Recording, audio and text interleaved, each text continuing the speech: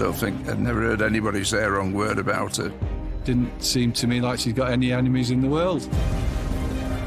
Cheshire Fire and Rescue received a call of multiple fires at the property.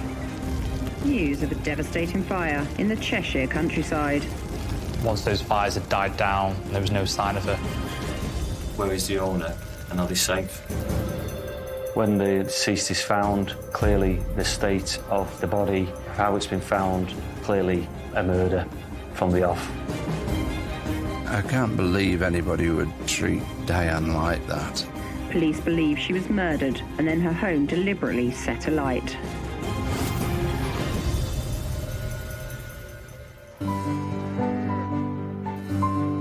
In the middle of the Cheshire countryside lies a quiet, quaint hamlet.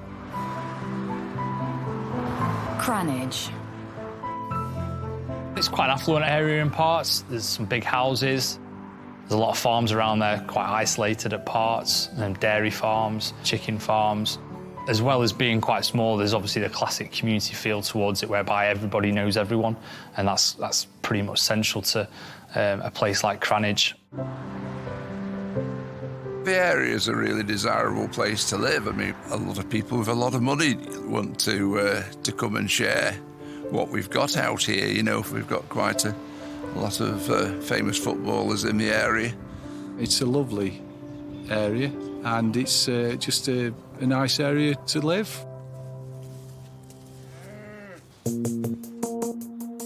In the heart of the village sits Parklands Cattery, run by popular local Diana Lee. Diane was a lovely girl that would always help people out. Very, very conscientious, very bright. You never saw her without a smile on her face. She was always very bubbly and just a lovely person.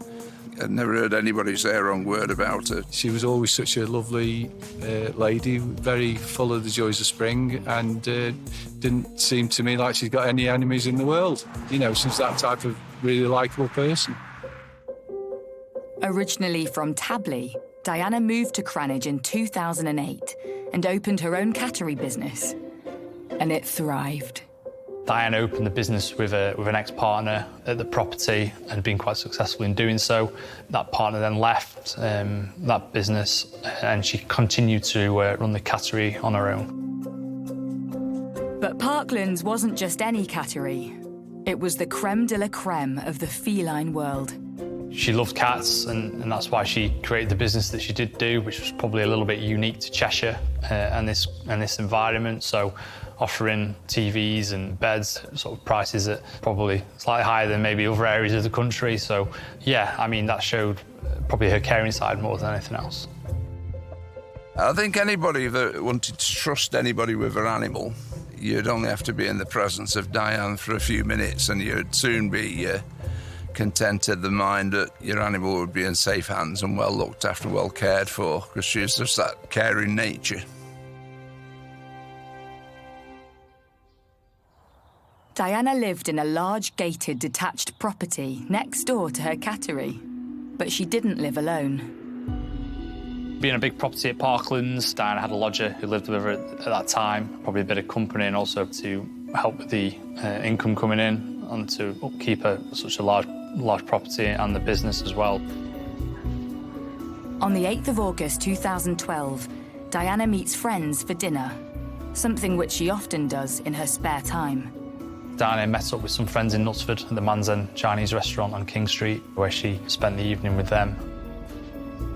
She got a lot of friends, Diane had, and she'd be out with different groups of friends quite a lot.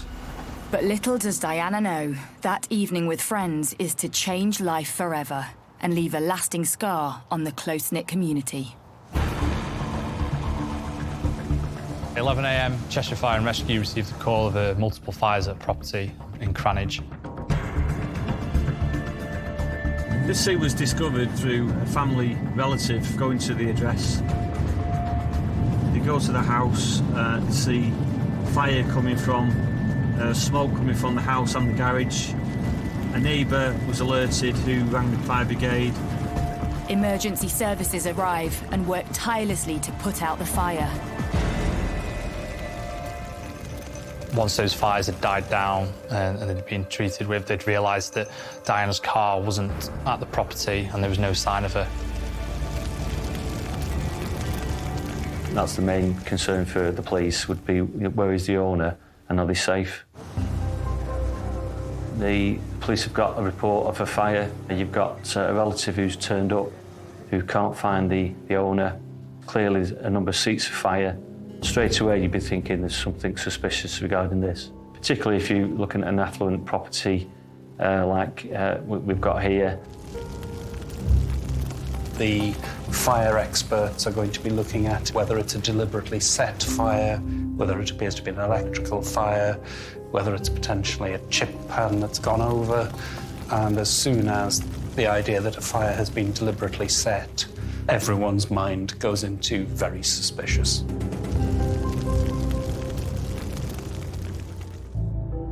Fire officers keep searching the property grounds and enter the adjacent garage. And what they find changes the course of the investigation. They found her body at the property, and at that point, police were called to investigate. When Diana's body was discovered, the most obvious thing that would be clear to the first attenders is that the body was, certainly on the surface, badly burnt. That raises a whole number of possible scenarios. An accident, misadventure.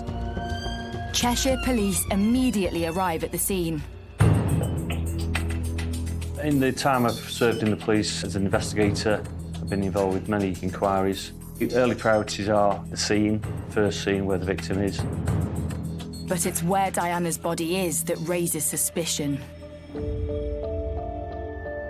She is found lying face down on a wheelbarrow. She is naked, covered in shredded paper and bedding.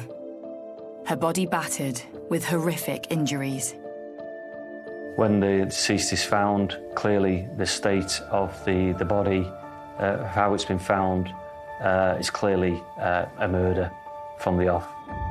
Police believe the extent of the injuries are not just caused by the fire, so a murder investigation is launched.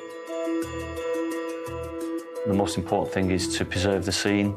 The slightest disturbance of a scene, by trampling through it, walking through it innocently, it causes contamination. So it's really, really important to make sure that it's cordoned off. You only get one go at recovering evidence from a body, and one that is already compromised. There will be a lot of discussion about what should be sampled at the scene, what should be done at the scene, what is going to be compromised by another action. So there will be a lot of effort going into preserving as much evidence as possible.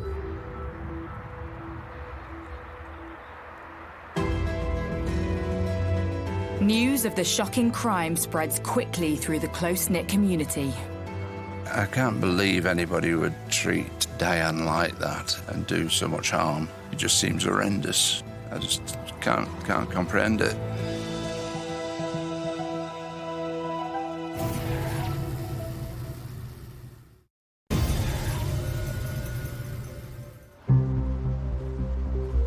In the quiet, quaint village of Cranage, the community is shocked at the news of a murder. But the previous evening, August 8th, started off like a normal night out for 54-year-old Diana Lee. At 8 p.m, Diana met up with friends and had dinner in a local Chinese restaurant.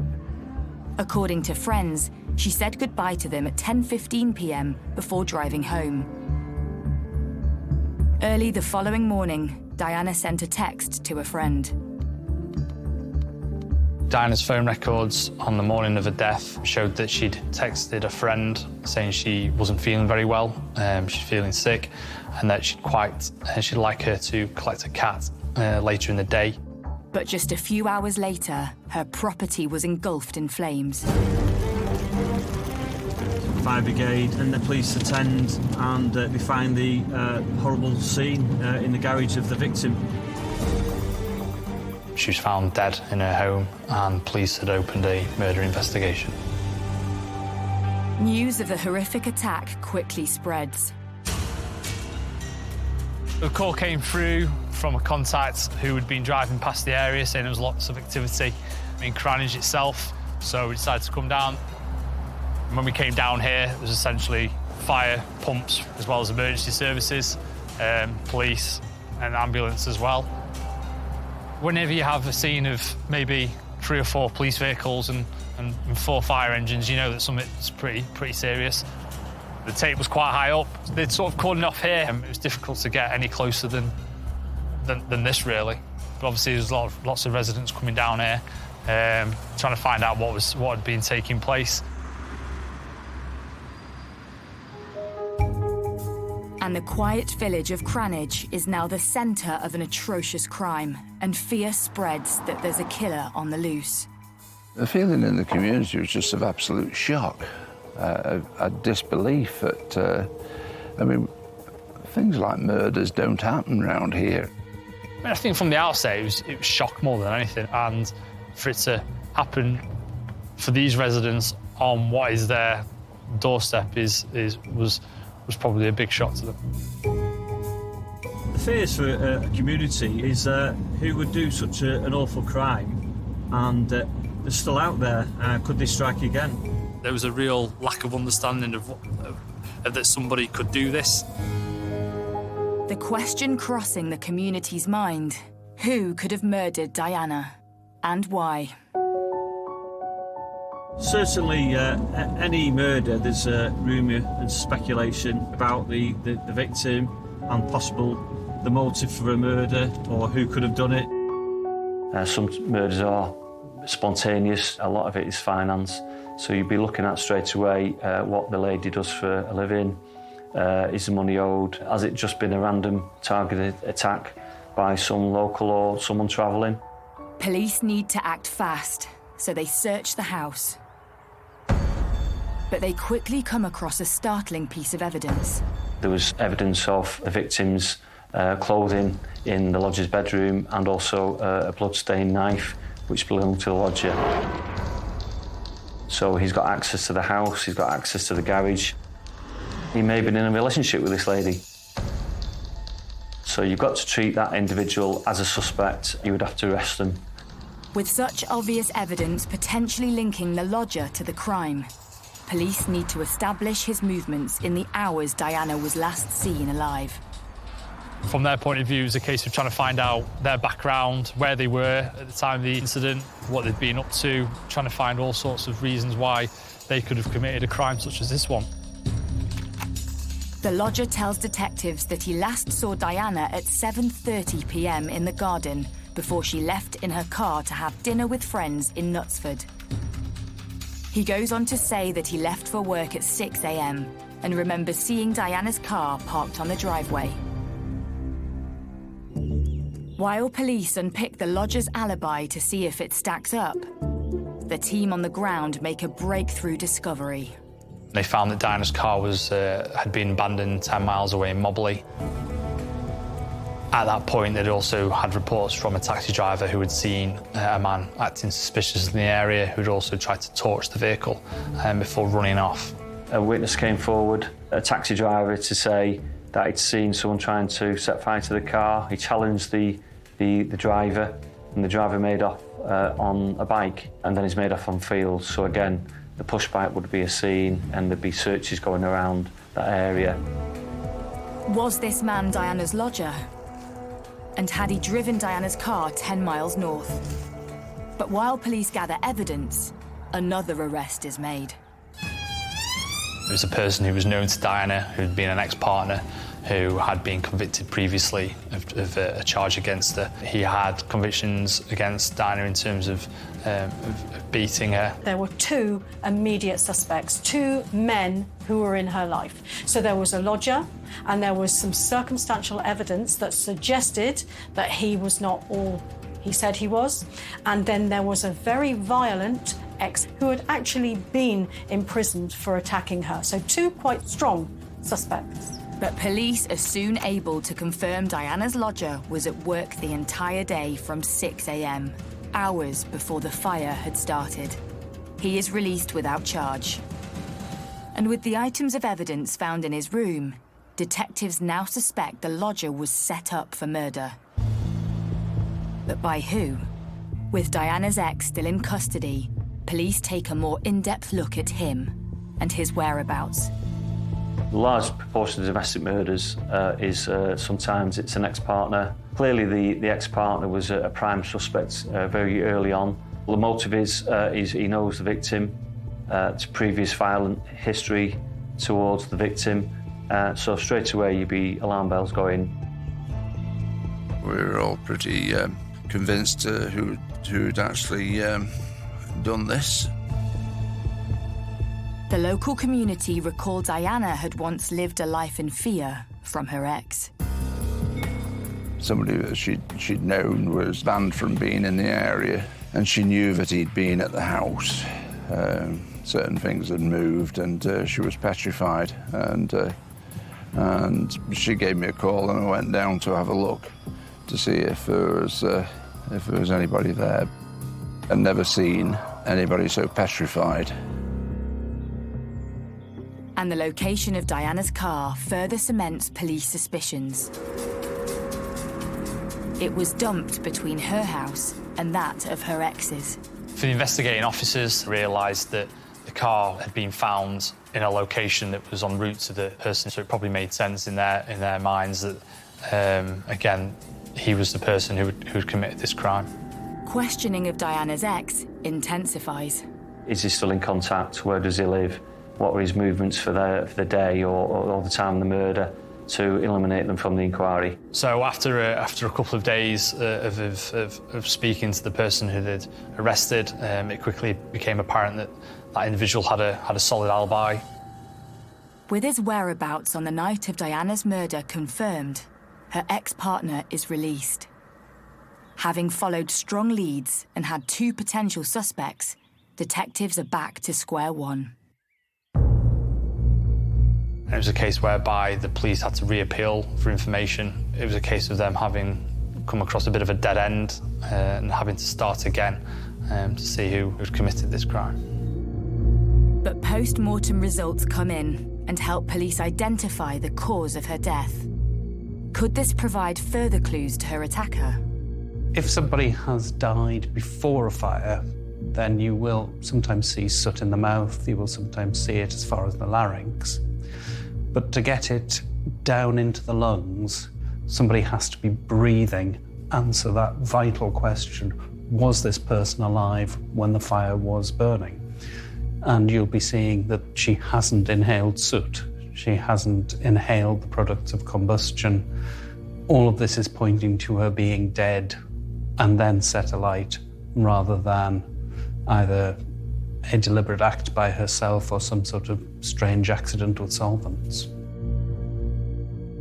She died of head injuries, so there was clear evidence of bleeding in the head resulting from impacts. That is very different to what you see if there's simply damage to the head from it being heated in a fire.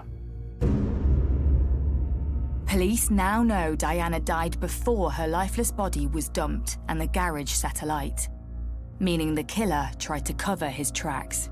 DNA will be damaged by the heat that the fire produces, but certainly trace evidence, if one looks hard enough, it can be recovered. Forensics locate a small amount of unknown DNA on Diana. And there's something else. There's no self-defense wounds. That information from the pathologist would clearly indicate generally that she knew the person was there with consent in the property, and that they weren't expecting that trauma to be caused to them. Detectives now believe Diana's killer was known to her, so need to delve into her private life and turn to the community for help. Community's key to any murder inquiry because they're the eyes and ears, and they probably hold evidence what they don't know at the time.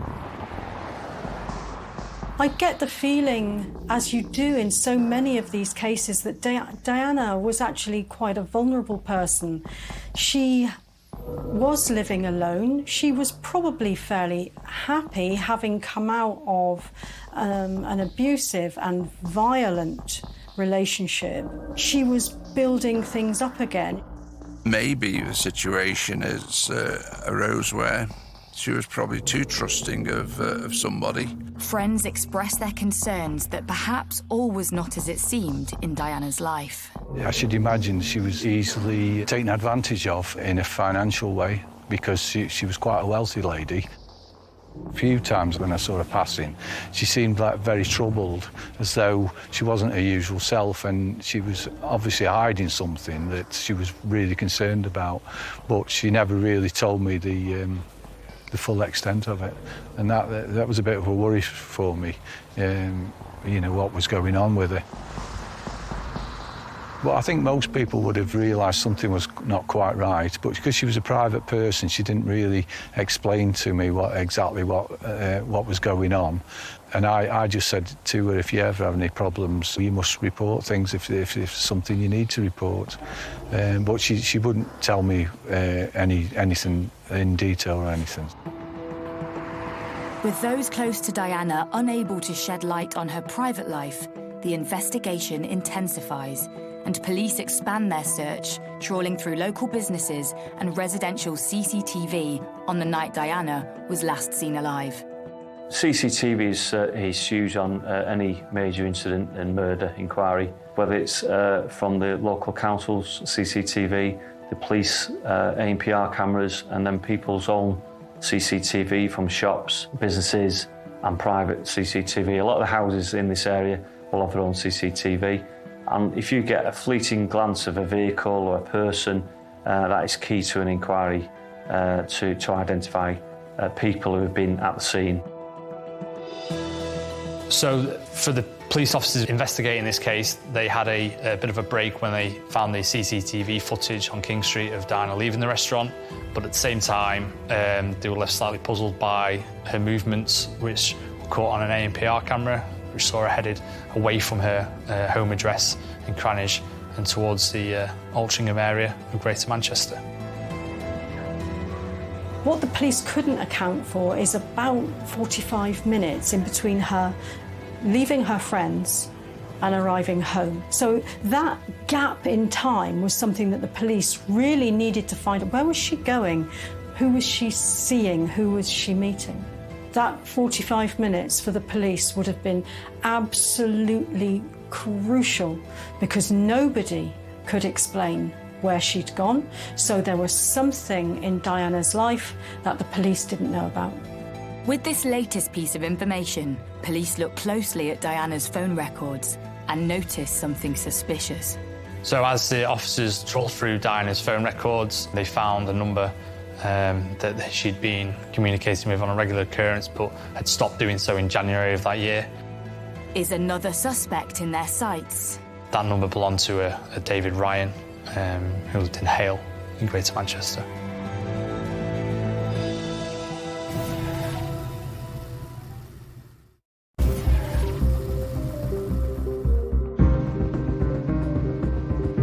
It's been several weeks since local Diana Lee was found murdered in her home in Cranage.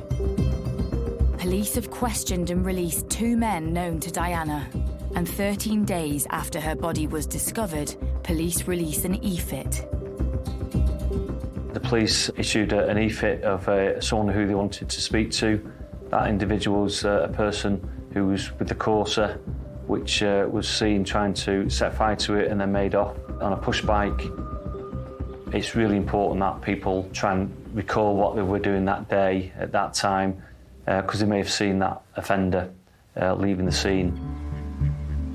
With officers waiting for tip-offs from members of the public following the release of the e-fit, and having eliminated 2 suspects that are known to Diana, detectives have also been trawling through Diana's phone and have traced a mysterious phone number. Could this be a 3rd suspect? And who is this David Ryan? And how is he connected to Diana? So as part of the police investigation, the officers went to David Ryan's house in Hale in Greater Manchester.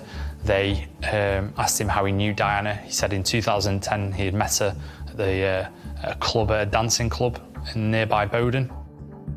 He said that he had not met her since, and that was the only occasion when he had seen her. He gives an account that he knew the lady, not well, but he knew her. He met her about 2 years ago at a local dance club, and that was it really, nothing intimate, that he just knew her as a fleeting acquaintance, and that's all he gave to the police. At this point, officers took a DNA swab of his mouth just to eliminate him from their inquiries. Despite this latest lead, police still have no suspect. So detectives start looking deeper into Diana's digital footprint. One of the things they looked at was her financial transactions, and it was noted that were large sums of money missing or that couldn't be traced. And officers at Cheshire Police found a substantial amount of money that had been withdrawn by Diana, I think it was circa £60,000, whereby they had no idea where that money had gone. Straight away, that gave them the lead in terms of trying to find out who that money had gone to. The large withdrawals ring alarm bells for detectives, and there is no sign of where or who the money was transferred to. But with the investigation intensifying, suddenly police make an announcement. A 47-year-old man has been arrested in connection with the murder of a Cranage businesswoman. As the inquiry progressed on the 2nd of September, the police announced to the media that they've arrested a suspect for the murder of Diana Lee. The man who was arrested is David Ryan, the man who Diana met at the dancing club in Bowden first in 2010. It was a bit of a shock to us all, really.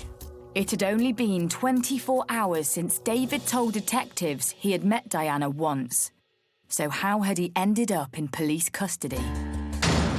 The day after Mr. Ryan had been spoken to by the police and given his DNA sample, he called the police and said that he had further information, that he did know the victim, that he'd met the victim the night before the murder, and he'd had consensual sex in her car with him. So Mr. Ryan said that he was in a relationship with this lady. He'd been for some time. He'd done work at the house. He had a conservatory window glazing company that he'd done a lot of work at the house.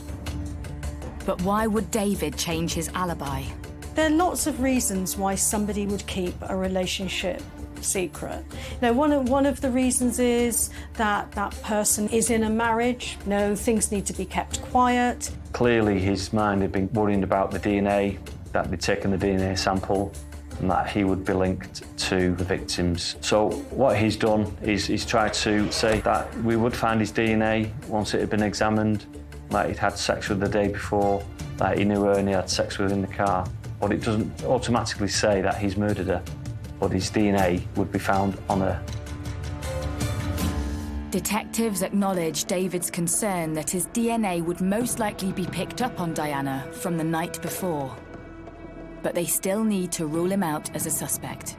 So the police will be doing a lot of work around this new suspect whilst he's in custody, of his background. The background showed that he was a failed businessman. He spent lots of money. He liked spending money. He was buying stuff, exotic items for himself, for his family. And that shows the sort of mentality of the individual. And then that clearly links to the problems. Financially, he was bankrupt, business-wise. They found he was in a huge amount of debt. His business, which was a window and door conservatory business, had collapsed in June 2012. It was quite clear that he was struggling for money. David's money issues raise suspicion. On one hand, he was bankrupt. On the other, he was spending large amounts.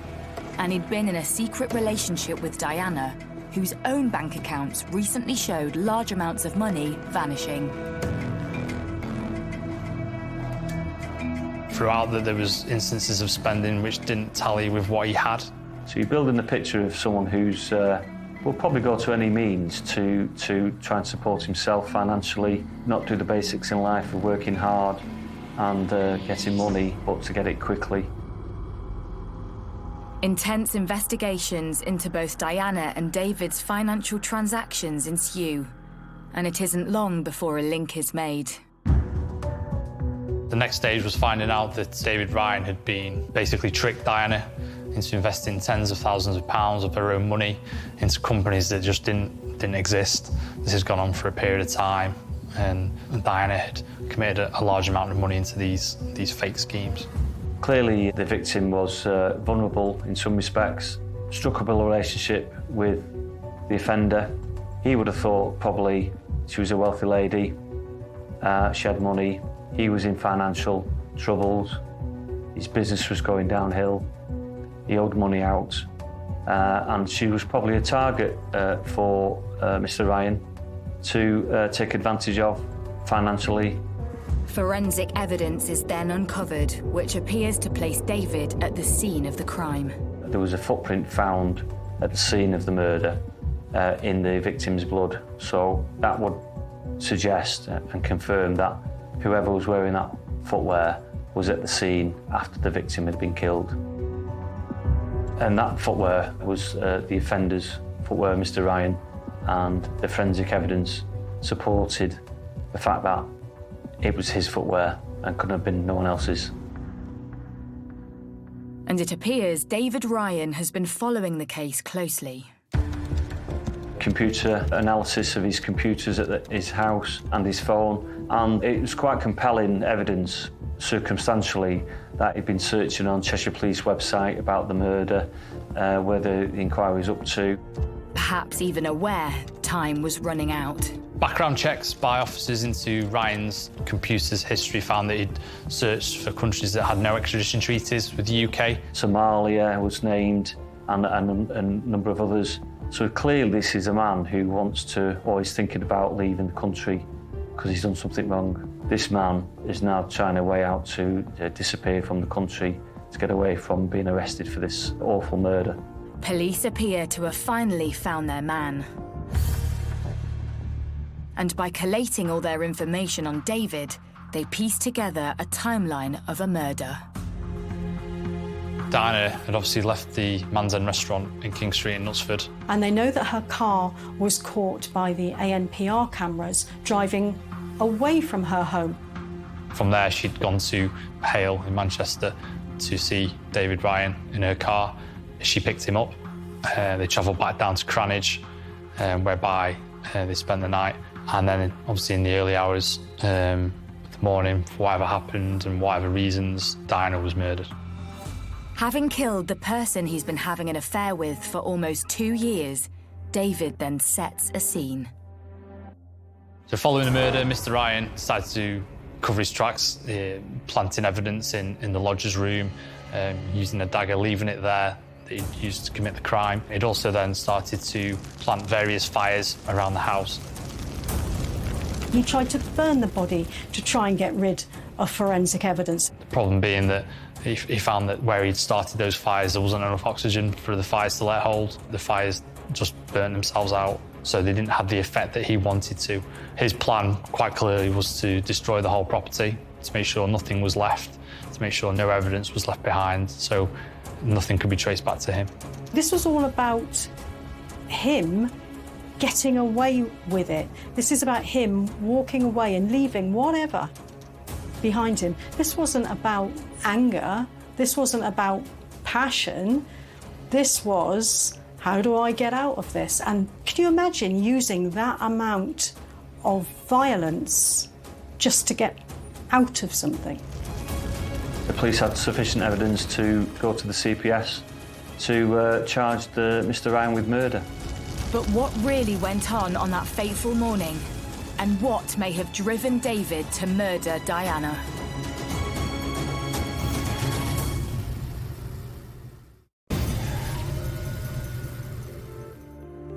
The trial of a man from the Altrincham area accused of killing a Cranage businesswoman has begun. Diana Lee, who was 54, was found dead after a fire at her home last August. It's been 10 months since Diana Lee was found murdered in her home in Cranage. And 48-year-old David Ryan faces trial for her murder at Chester Crown Court. Heading into the trial for this crime, I would clearly be concerned of all the evidence we've got. Have we got sufficient evidence to convict him beyond all reasonable doubt for a jury to believe the prosecution case and it's watertight? The last thing you want to do is go to a trial and there be some error or some process we haven't done. The continuity evidence has been missed somewhere and it be brought up at a Crown Court trial. Local reporter James Wilson recalls seeing Diana's killer in the flesh.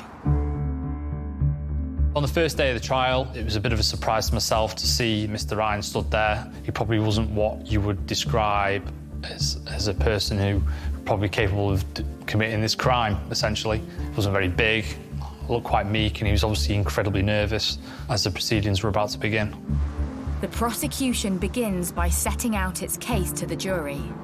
The prosecution outlined a really strong case in their opening statement. They detailed where the DNA had been found in the property, including the bedroom and other parts of the house. Quite a lot was backed up by phone records and evidence of the ANPR cameras around the area. It was an incredibly strong case and probably quite surprising that Mr. Ryan had, at this point was still pleading not guilty. The prosecution reveals to the court how David first responded to police. I think police officers were quite taken aback by Ryan's reaction to the request for a DNA swab. He wasn't happy, he became quite agitated, and he suggested he didn't want to do it. It was only after persuasion by the officers involved that mouth swab was completed. The prosecution reveals further evidence in relation to a text Diana sent. The police searched details on her mobile phone records. They found out that text messages had been sent in the morning to her close friends saying she'd been unwell. A simple text message, but one which immediately flags suspicion among investigators. The text was sent early on the morning of 9th of August, when Diana was already dead. An expert gave evidence at the trial to say that was unlikely to be the victim's text message by the language used in the text message. So sometimes we will use different experts in certain fields, and this expert would say that it wasn't the normal language used by the victim, but more likely to be used by the offender. A linguistics expert tells the court that the style of the text message did not match Diana's typical style, but it did match David Ryan's. Despite hearing evidence linking David Ryan to the murder, the court hears he has no previous convictions. So what would lead him to commit such an atrocious crime? But as the trial unfolds, more information comes to light, hinting at a potential motive. Obviously living in Hale, it's a very affluent suburb of Greater Manchester. Maybe from his point of view there was a pressure to keep that up. Maybe there was a pressure to keep up that pretense that he just couldn't do anymore. This man was in financial dire straits.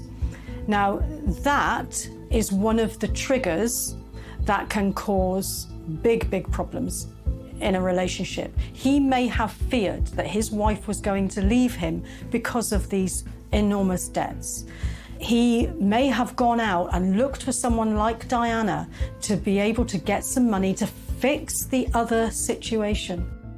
I think he targeted Diana for money, and the reason I think that is because he spent all the money on his wife. He spent all the money on IVF treatments, on holidays, on things for his other family. He did not get invested in his relationship with Diana. So, no, I don't think he was in love with her.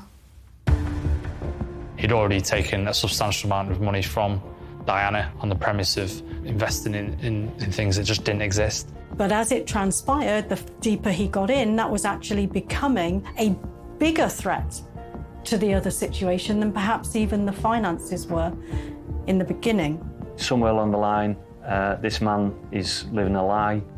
He's married, he's got a child, he's been in another relationship with someone secretly, and unfortunately, all these things come to an end somewhere along the line. And in these circumstances, I would have thought in relation to the victim, she's gone to his house the night before the murder. She's collected him in her car, brought him back to her house. Diana started asking questions about the investment. You know, the money that she'd given him, where was it? How was it doing? Was she going to get any back? She wasn't a rich woman. She couldn't just chuck this money away and think, oh, well, you win some, you lose some. And I think that he was under increasing pressure from her. She was going to possibly tell someone, tell their wife, or go to the police to say, he's targeted me. So was David trying to protect his wife from finding out about his affair and his conning Diana out of money? And there's a stage where there's a trigger. He was more worried about his wife finding out and her maybe leaving him. He wants to protect the relationship with his wife, but we can't simplistically say that that is because he's so in love with his wife. It is far more likely that he gets his entire identity from the relationship he has with his wife. And if you took that away from him, you'd be taking everything. After a grueling 7-week trial at Chester Crown Court, the jury returns its verdict. David Ryan is found guilty of Diana Lee's murder. Conman David Ryan killed his wealthy lover after cheating her out of £60,000. Today, a jury in Chester found him guilty of murder. He is sentenced to 34 years in prison. There were shouts from the gallery from people connected to Diana who were obviously incredibly emotional at that time, hearing what they wanted to hear. Mr. Ryan was again pretty much motionless throughout this reading. There was no real reaction from him. I think probably he expected this verdict to come out, and again, he probably wasn't surprised deep down because he knew that he'd done this incredibly bad crime.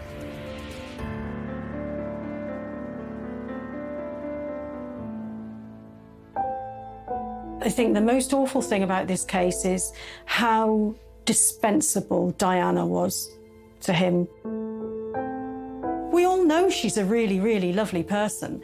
There's the lodger, who he doesn't know very well, but he's quite happy for both of those people to take the fall to protect his life.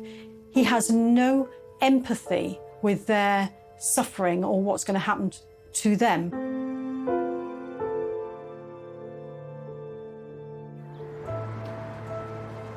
With David now behind bars, the local community look back and think why Diana, a successful and popular business owner, might have let a criminal into her life. Diana didn't behave strangely when she gave the money to Ryan. She behaved in a way that any of us would have behaved in similar circumstances with the same information.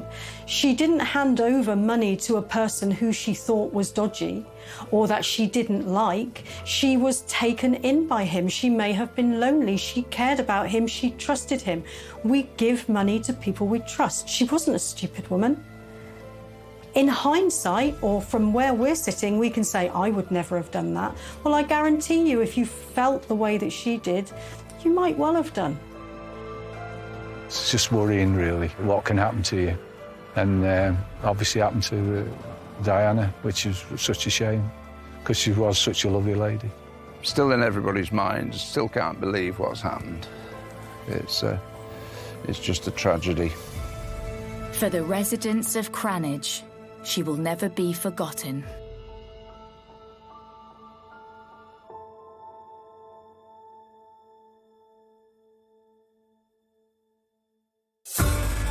We're Kent-bound as the experts fight an unseen enemy. Follow the action right from the beginning as new Cobra Cyber War starts. Thursday at 9.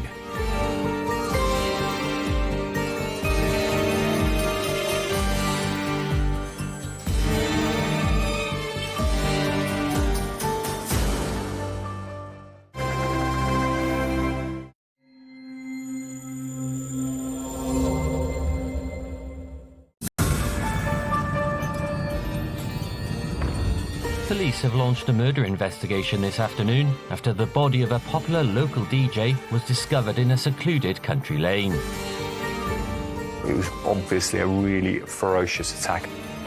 11 slash wounds and 10 stab wounds to different parts of his body. A grieving community hunt for those responsible when a vulnerable adult is viciously killed.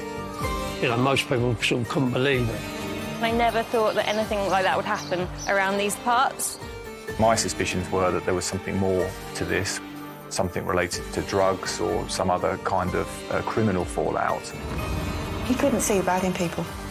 That's the problem with Michael. He thinks everybody's like him.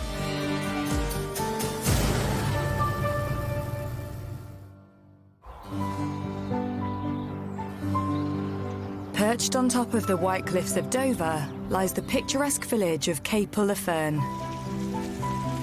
Capel is a really idyllic, friendly neighbourhood. It's the kind of place where you can leave your door open. It's a really safe place to live.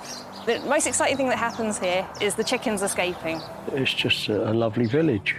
Just countryside, you know, go out with the dogs and people say hello. There's a pub, community centre, a caravan park. It's popular with dog walkers and holiday makers walking across the White Cliffs.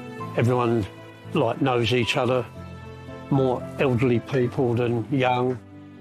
There's not really any crime. 10 minutes along the coast lies Aycliffe, a small hamlet next to the port of Dover, where the Kerr family, along with 30-year-old aspiring DJ Michael, call home. Michael was butter wouldn't melt in his mouth sort of person. He would be very jovial, very jokey. I always knew him growing up. We all played together. Always a funny little guy. If he'd done anything wrong, if he misbehaved, he just gave you his smile and that was it. Michael always managed to make his family laugh, not least his mother, Patricia. He was mischievous, funny, just a normal child. He would be naughty and you'd try and tell him off, but he'd have this cheeky grin. But Michael almost never made it into the world. When Michael was born, his birth was very quick. And then a few hours later, the doctor came round and he said, your baby's a very poorly boy. There's only a 30% chance that he will survive the night. Whilst Michael did make it through the night, doctors diagnosed him with Fragile X syndrome. Michael was diagnosed when he was 6 with Fragile X syndrome. When he was 9, the doctors at Guy's Hospital dismissed Fragile X chromosome syndrome. So we've never known what was wrong with him. I'm convinced that it was cerebral palsy. I'm convinced of it. His brain would function just as normal, but his body was just that much slower. But to us, he was Michael. He didn't have a condition. He was just Michael. It never held him back. The doctors told me he would never walk. And just after his 3rd birthday, he ran across the room. Then they said he'd never ride a bike. So I go out and buy him a bike. And I can't remember how old he was when he started riding his bike, but there was no looking back once he got on that bike. As Michael grew older, he developed a passion for music and parties and became a DJ in local pubs and clubs. As we were growing up, sort of going to parties and discos and things like that, Michael would always sort of he would like to be the music man. He was the DJ. As long as Michael loved it, he would play it. Anything and everything his mixes would be. And it would be like maybe Celine Dion going into Erasure, going into something else. And that's just how he was. But he loved it, and you could see he loved it. And that's what was lovely about Michael. Whilst Michael loved being on the decks, his true passion was being behind the wheel. As he started to get a bit older, he went towards his car.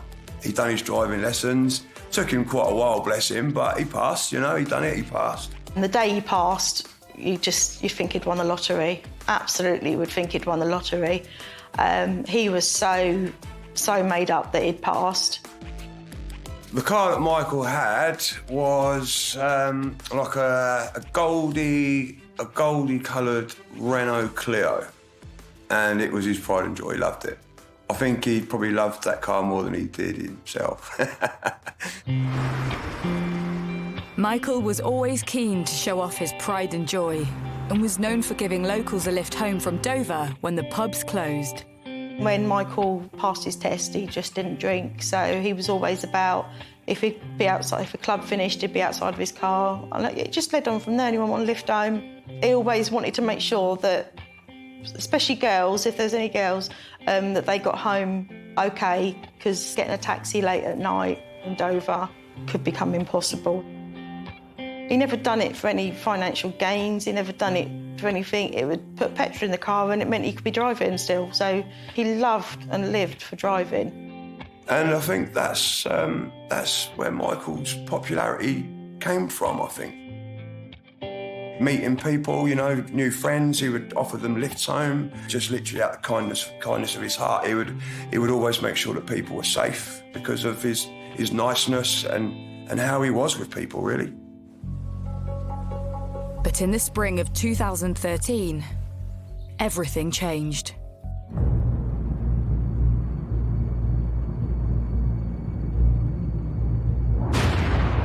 Kent police have launched a murder probe after a body was discovered in the village of Capel-le-Fern. Police say the body of a 30-year-old man was discovered on a secluded country lane at around 1 p.m. this afternoon.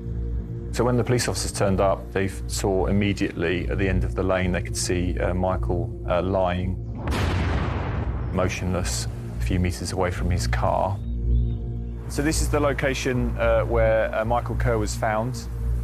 When I arrived here, Michael was lying here, face up, and then just over here was a significant pooling of blood. It was clear that it was a homicide investigation. He had significant injuries to his neck, and which he couldn't have done himself. His neck was open, and it also looked as if he'd been potentially moved or dragged. There was blood splatter within the car as well. And we discovered 2 of his teeth under his body. It was obviously a really ferocious attack. But what had led to this popular DJ being murdered in such a brutal way? Had he picked up the wrong person? Could this have been a robbery that had gone tragically wrong? Or did Michael unwittingly stumble upon people up to no good? My suspicions were that there was something more to this.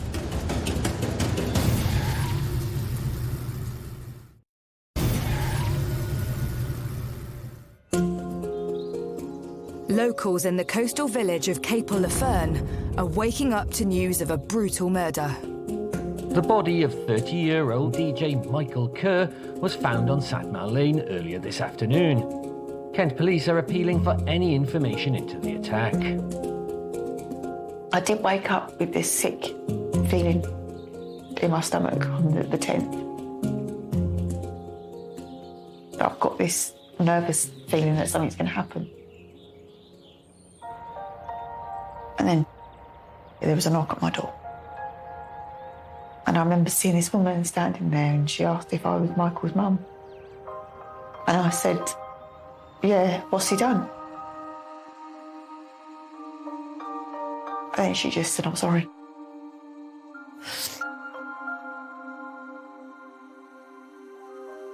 We was actually, as a family, we're down at the little holiday village about half hour away. And Michael was supposed to come down and join us that day. My phone lit up with hundreds of missed phone calls and messages from my friend, who then informed me that Michael had died. She then went on to tell me that he'd been attacked and believed that he'd been stabbed. Obviously, at first, I didn't want to believe it was Michael. I kept saying to myself, no, it can't be Michael. It can't be. It's not going to be Michael. Why would anybody do this to Michael? He's everybody's friend. Everybody loves Michael. It can't be him. Can't be him. And then as the evening went on, it came out that it was Michael, and yeah, that's how I found out.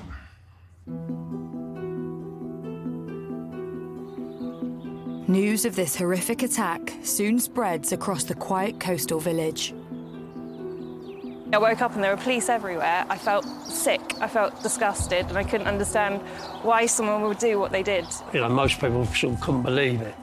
A lot of the older people were a little bit unsettled.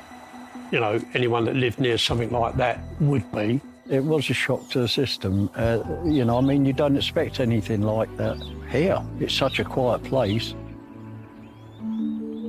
Kent police work immediately to preserve the crime scene. We cordoned off the scene. We had the car that needed to be examined. And then, because of the seriousness of the case, we actually organised for a pathologist to come to the scene and do an assessment of the scene and take samples of the scene. That's really unusual. That very rarely happens, only on the most serious of cases. But actually, he couldn't arrive until the next day. And the weather was awful that night. We had wind and we had rain, and this is on top of the cliffs, so it's really open. We had a tent that was set up, and the officer did a fantastic job protecting him before taking Michael to the mortuary. We went to see him, and he was covered up with this purple tape. And I remember saying to him, "You've got Mummy's favourite colour wrapped round you." And I remember laying over him, and I felt him move. And in that second, I just thought, it's not real, it's going to be fine, it's going to wake up.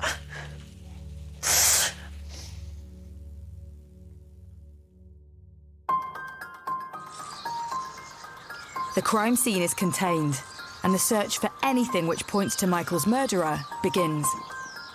What was obvious from the initial search is that his mobile phone was missing and not found. His wallet was intact though, so there was no obvious sort of sign that it might be a robbery. With the robbery ruled out, detectives speculate whether Michael's phone holds vital information about his attacker. My suspicions were that there was something more to this. I was really suspicious. I didn't know whether it was a fallout over drugs and drug dealing. So when we first turned up, the car was actually wedged up against the bank as if it had been driven up the bank, which went with something obviously bad going on, whether it's somebody trying to get away or something. The evidence points towards the driver trying to take Michael's car to make a hasty escape. The question is, what was Michael doing in such a secluded location? There was no relatives or no friends of Michael's to be lived anywhere near that area. There was no family he would have been seeing. No reason that Michael would have been there. It was just there because he was lured there. With little reason for Michael to be at Satmar Lane, suspicions grow within the local community. So Dover is obviously a major travel hub. It has the port. It's a major thoroughfare across the channel. And Aycliffe is to the west of the town and is very close to a lorry park. A lot of transient people coming and going, lorry drivers, travellers, tourists. So the idea that Michael Kerr could have been killed by someone just passing through was quite suggestible. Detectives need to keep an open mind. They reach out to the people that knew Michael well to help build a profile of his movements that could lead to the attacker. Michael Kerr is a 30-year-old guy. He's got a learning disability. He was actually well known locally. Quite often he'd be seen driving around with friends, giving people lifts home from nightclubs. He was, a genuinely overtly helpful guy, trusting, potentially too trusting. Yeah, I think he did want to be everybody's mate. And a lot of people took advantage of that. Some people not in necessarily a good way. And if it meant making friends, then he was vulnerable. And he'd give people his money and give them lifts everywhere. Which is what he always done nearly every day since he had the car, to help people out. And he wouldn't not help people out. He couldn't see the bad in people. That's the problem with Michael. He can't see the bad in people. He thinks everybody's like him. With With the murder happening at night in such a rural area, the investigation turns to the local community. Could there be witnesses to Michael's death? We went door to door to see whether anyone had heard anything that happened at that time of night, because it's so rural, then maybe they would have heard. And actually there was somebody at a premises about 100 metres away who did say to us that they heard some sort of shouts and screaming, but it sounded more sort of laughing and screaming and people messing around more than anything else, and that was it. With the latest information from family and locals, detectives begin to wonder. Had Michael naively offered a lift to his killer? Was it a friend or a stranger? As the post-mortem begins, it's apparent whoever it was carried out an horrific attack. Mr. Kerr's injuries are almost all sharp force injuries. So we're talking about a bladed article. The most obvious injuries that Mr. Kerr sustained were 21 sharp force injuries, 11 slash wounds where the knife had been drawn across the skin, and 10 stab wounds to different parts of his body where the knife had been stabbed in. He also had a couple of teeth knocked out. There was a distinct lack of defensive injuries on Mr. Kerr. That would suggest that he was overcome very suddenly, overpowered very quickly, and potentially started to lose blood and lose consciousness so quickly that he simply didn't have the opportunity to respond. From the evidence from the pathologist, it's clear that this was a very, very sustained attack. So it wasn't a matter of seconds. This would have taken minutes to carry out. The immediate thing that springs to mind with that number of injuries is it is more than you need to kill somebody. So this is into what some of the psychologists would call overkill. This is not just ending someone's life. This is far in excess of what's necessary to do that. With the cause of death established, the race is on to find the murder weapon before vital evidence that would point towards the killer could be lost. From the scene here, it's a narrow single-track lane that runs for about a mile or so up to the A20. So we had dozens of officers searching, 20 or 30 metres either side, all the way along, which took a number of days. So there's also a pond which we had officers forensically searching throughout. The police and divers and that, they was all over here, going under the water, dredging it. I mean, they was in there days, just trying to find anything. Having combed the hedgerows and surrounding fields, police finally uncover a potential lead. Michael's mobile phone was missing, but we found on the search of the lane, his phone was smashed. It looked like it had been thrown on the floor and stamped on, and then kicked into the hedge. With the phone sent for data analysis, their next priority is to find the murder weapon. We didn't find anything in the ponds, but it's when we got onto the main road, I made the decision to search all of the storm drains. On the main road, there are 200 drains, and we got help from the local authority to suck out the stuff in the drains, and we found 2 knives. With multiple knives discovered, police have to consider the possibility there could be more than one killer. Had Michael been subjected to a group attack? And if so, what was the motive? But as police start to consider that theory, there's a breakthrough. Detectives investigating the murder of local DJ Michael Kerr have made a number of arrests in Dover today. 5 people were taken into custody and detained for questioning in what has become a major investigation. A police officer actually had a telephone call from somebody to say something like, you need to come and speak to them. And then police turned up at the address. 5 people are arrested at the house in Dover. All suspects are believed to be locals in their 20s. All the suspects were known to each other. They were living together in the same house. They were all arrested on suspicion of the murder of Michael Kerr. It would have been a shock to the local community. A lot of questions. Who are they? And are they a danger to other people in the communities?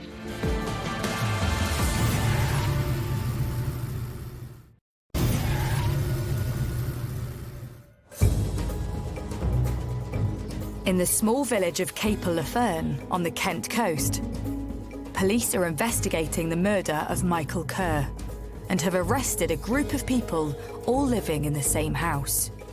It would have been a shock to the local community.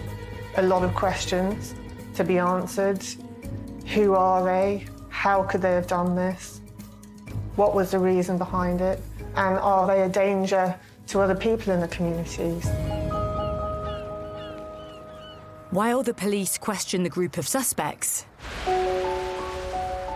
Michael's community rally together to celebrate his life and memory. The whole community, I think, was just in shock as to why anybody would want to hurt Michael. The way the community got together, just for the remembrance of Michael, really, a few days after was astonishing. It was something you'd see of a movie or something, you know. It's like literally the whole of Dover came together for Michael, basically, literally just for Michael. All of a sudden, there's just what felt like thousands of Chinese lanterns went up from the seafront. It was an amazing sight. You know, and I remember standing there. God, all that for my boy. Who knew? Despite the beautiful send-off for Michael, the interrogation of the 5 suspects in connection with his death continues. The guys were well known to the police for varying different things. I was really suspicious that there was something going on. All 5 suspects are questioned by the police. Then there's shocking news. 3 of the 5 suspects are released, but the 2 that remain in custody are women. One of them is 22-year-old Alicia Davis. We're presented with these 2 young ladies who've got no criminal records previously. Alicia Davis was an air cadet. You know, comes from I'll argue, a reasonable background. Also in custody is 21-year-old Charlotte Coulson. The pair met each other through the local nightlife scene in Dover and have been living together for nearly 6 months. Charlotte Coulson was very good friends with Alicia Davis, and the pair of them were both very heavy drinkers and were well known in the area. These girls are living a bit of a party lifestyle. They're constantly looking for drink, constantly looking for opportunity to have fun. But what detectives need to know is how the women knew Michael, and were they involved in his death? Charlotte Coulson said that she met Michael a year or so before in the clubbing scene within Dover. He'd be around. He was known as a gentle guy that was probably trying to sort of, find a girlfriend, trying to befriend people. She'd had lifts from him before. She'd had lifts back from nightclubs, also occasionally to take her to a supermarket, that sort of thing. And it was actually only over recent weeks that Alicia got introduced to him. I've seen Michael a couple of times with them in the car, and occasion a week before, I've seen Michael with one of them in the car get out of his car and go into the shop and buy some alcohol. As the police interview both women under caution, there's a revelation when they both admit to meeting Michael twice on the day he died. They gave pretty consistent accounts in interviews. They've then described what has then happened. They both describe that at 8 o'clock in the evening, Michael picks up Alicia Davis and takes her to Satmar Lane in Capel-le-Ferne. Here they park up for some time before Michael then drives her back to Dover, buying her alcohol before dropping her home. The women spend the evening drinking, but just after midnight, Michael returns to their house. Michael Kerr picked them up and they went for a drive to Satmar Lane. Michael parks in the same spot he and Alicia Davis were at earlier in the evening. Charlotte was in the back, Michael and Alicia were in the front. What Alicia Davis says next turns the investigation on its head. What Alicia Davis was saying is that she was attacked and raped by Michael. And she then defended herself. She put her hands down the side of the seat and found a knife and went to the only area of flesh that she could see, which is the throat, where she stabbed him. With Davis claiming she attacked to defend herself, Charlotte's account is crucial. She said she was asleep in the back of the car and she woke up to a commotion where Alicia was actually attacking him. According to Coulson, she'd been asleep in the back and couldn't do anything about it, couldn't stop it after it had begun, and was trapped in the back seat and couldn't get out of the car either. Charlotte Coulson then gave a very confused description about how they both got out of the car, and they then moved Michael's body, tried to drive off. So that explains the position of the car. When we found it, she said they stalled it and couldn't get it working, which is why they then decided to walk back to Dover.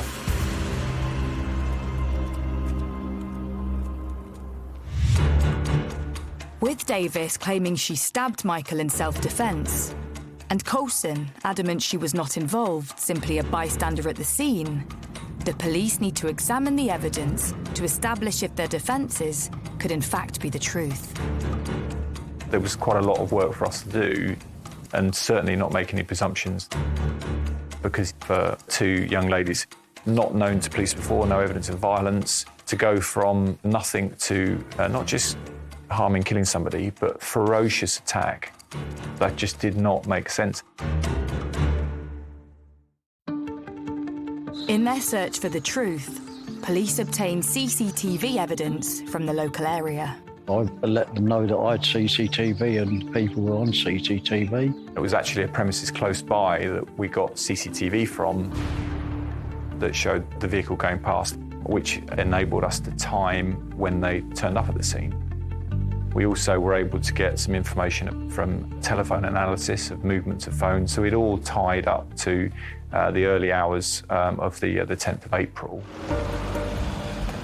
By comparing CCTV and telephone mass data, detectives are able to confirm Michael's car arrived in Capel-le-Ferne shortly after 2 a.m.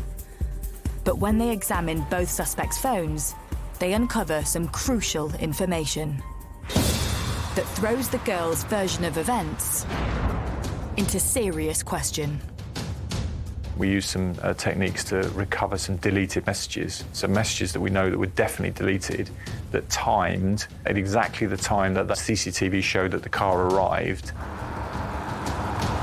And there's an exchange between Coulson and Davis by text message, whilst clearly Michael is driving to the end, basically saying, "Go now. Now do it now." And Davis responding to Coulson to say, "No, I can't. You're going to have to start." And then a message back saying, "Right, let's do it, let's go." And then a text message saying, "Let's party." And this is within 3 minutes of passing the CCTV and being in that area. So that in itself is then indicating that they planned it.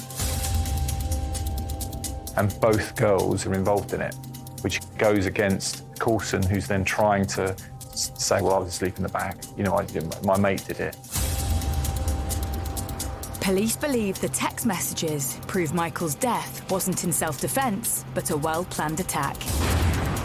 And the two knives discovered on the route the girls would have walked home raises even more doubt.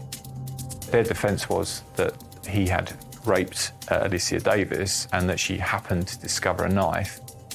Taking that with the knives that we recovered from the drain, when we compared the knives to knives in the premises in Dover, there were 2 knife sets, and these knives were the ones that were missing from the knife sets. So the girls took the knives with them. This isn't I found the knife and I'm protecting myself because he's raping me. They've planned to murder him. A further search of the women's house uncovers more evidence. We later discover that there's a fire in the back garden. And we find what looks like clothing that's been set alight. The others in the premises say that when they came home, they started putting clothes in the washing machine, but it was the burnt clothing that we were then able to match to them wearing before the event. The act of burning the clothes, was sufficient for us to get a charge. With all the evidence pointing away from the claim of self-defence, Alicia Davis and Charlotte Coulson are charged with Michael Kerr's murder. I think a lot of people were shocked. 2 young females. Anyone in their right mind would be, sort of amazed that they could do something. A 21-year-old and a 22-year-old with no previous convictions or knowledge to police. Why did they kill Michael?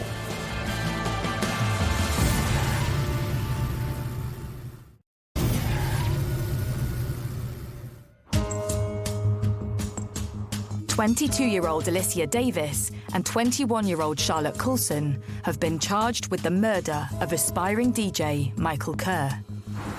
But the question on everyone's lips is, why would 2 girls with no criminal backgrounds kill a man in such a brutal way? Today, the trial of 2 young women is set to begin in central London for the murder of a 30-year-old man in the village of Capel-le-Ferne, Dover. With both girls pleading not guilty, the horrific details of Michael's death are to be laid bare in court.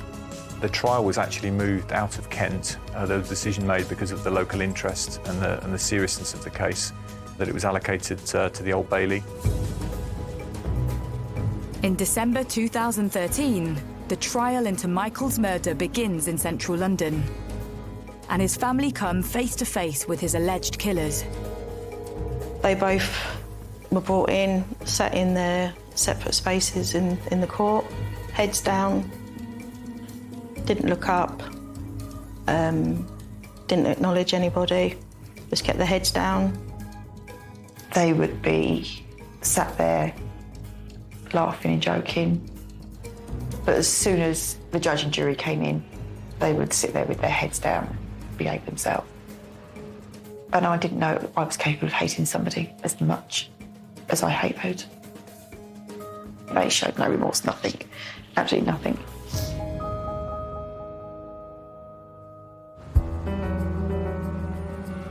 As the trial begins, both Davis and Coulson plead that they acted in self-defence. The accusations they made against Michael just showed how evil they were. They planned this, they done it, they took his life and they tried to get away with it by making up the most horrendous, hideous lie about Michael. I know that he wouldn't have done anything wrong to them. There was allegations made against Michael which were complete and shot down, utter nonsense. So no, I don't know or can think of any reason why they would have wanted to do it. Just out of pure evil, I suppose. No matter how much they prepared us for it, when you hear what they're saying in their interviews in that courtroom, and you hear the accusations about my son, nothing prepares you for that. Key to the prosecution's case is establishing that Alicia Davis's version of events were not true. It was alleged that Michael Kerr had tried to rape Alicia in the car. So Alicia had acted in self-defence by stabbing him multiple times. To disprove Alicia's defence, we actually took the gold Clio to the Old Bailey, parked it in the rear yard, and the judge and the jury all came out to inspect it. We thought that was really important because when she describes what happened with him effectively undressing and then undressing her, in the act of rape, you only have to look at the car and the size of the car on the inside to say that couldn't possibly happen. You know, even 3 people in it would have been quite tight. New evidence revealed in court further questions their defence. Another thing that we discovered later is that there were actually text messages on Charlotte Coulson's phone to Michael after he was dead to say, why haven't you come to pick us up? Why we haven't heard from you? Clearly trying to misdirect the police investigation to say, well, we never saw him. She tried to establish a false alibi, which is quite a cynical move after the murder, to try and make it seem as if she thought that he was still alive. As the trial progresses, further information as to why the defendants met with Michael that day comes to light. Alicia Davis actually admitted earlier that she had had sex with Michael for money. Charlotte Coulson said she's the one that actually had organised for Alicia to have sex with him for money. They needed £20 to pay for alcohol. Charlotte Coulson virtually pimped out her friend, Alicia, to go and have sex with Michael. It doesn't seem like an awful lot of money, essentially beer money for them, but it seems that Alicia agreed to that. Finally, the court is presented with a possible motive for the brutal killing. On the face of it, the girls are worried that they've prostituted Alicia to get money for alcohol, and that Michael, as a vulnerable adult, now thinks that he's got a girlfriend in a relationship. So is the only motivation then to stop that happening? Instead of saying, no, that's not what it is, Michael, to actually lure him in and kill him. They egged each other on. They drank very, very heavily. And from there, they decide to perhaps teach him a lesson, to punish him. Still, Coulson maintains she wasn't involved in the vicious attack and that Alicia Davis acted alone. But having discovered 2 knives, the court hears damning evidence which suggests a different story. With stab wounds, like with any other sort of wound, you're looking at where they are, how deep they are, what angle they're going in at. The injuries were widely distributed on Mr. Kerr's body, so they're not all focused in one place. If they're all over his body, if the injuries are slightly different in different places, it's suggesting more than one assailant. The judge's view later was that Charlotte Coulson was just as involved. And actually, probably because of the position of the wounds on the neck, that they were from behind. That Charlotte pulled his hair, pulled his chin back, and slashed his throat a number of times. And the injuries are horrific. The stab to the chest by Alicia that she's admitted, there's evidence that she took the knife partially out of his chest and moved the position of it to make sure that she hit his heart. I mean, that comes across with such callousness. The extreme of violence from where you wouldn't expect it is just incredible.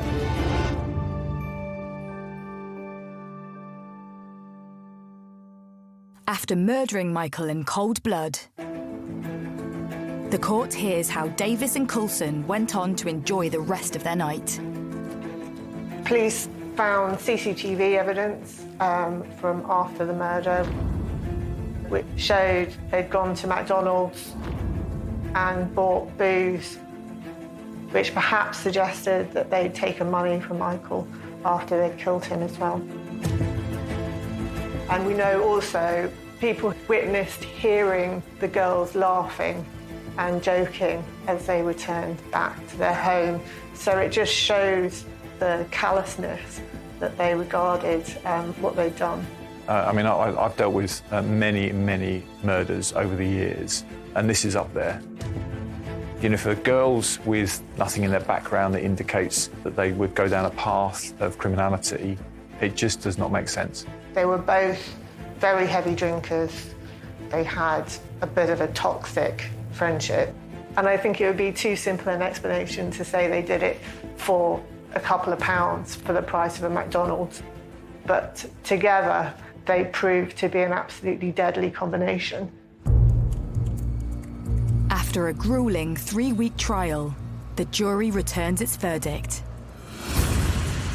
Both Alicia Davis and Charlotte Coulson are found guilty of murder.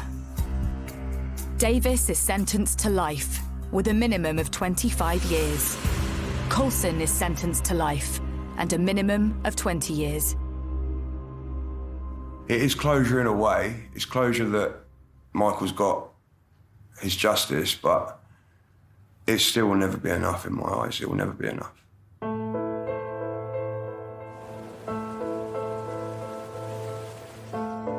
They both should have got longer. I don't know much about prison, only what I've seen on television. But I really hope they're not having an easy time. I hope they're not having an easy time. I don't think people can change. If there's evil in those people like that, there wasn't just one attack, there was 2 people doing a vicious attack on him. So they should pay for it with their lives. So many people have said, a life for a life. I don't want that. No, I don't want them to die. Because in my head, every night when those lights are out, they see and they hear and they are haunted by what they've done to my boy. And it torments them.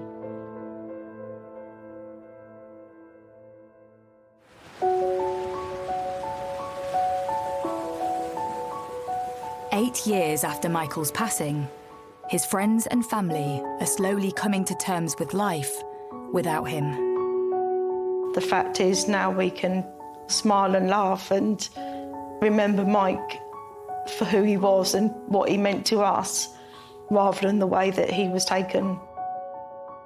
Just the biggest smile, absolutely loving life. Love him to bits and miss him completely. I think what happened to Michael shook the whole community. And I don't think Michael realised how loved he was. Life stops for you. The world still revolves for everybody else. But it doesn't revolve for you. But I was told once that I've got to let him go. I've got to let go of the anger. I've got to let go of the pain. I've got to let him go. I can't.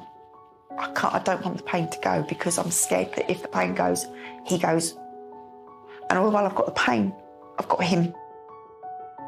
I don't know if that's normal, but that's how I feel.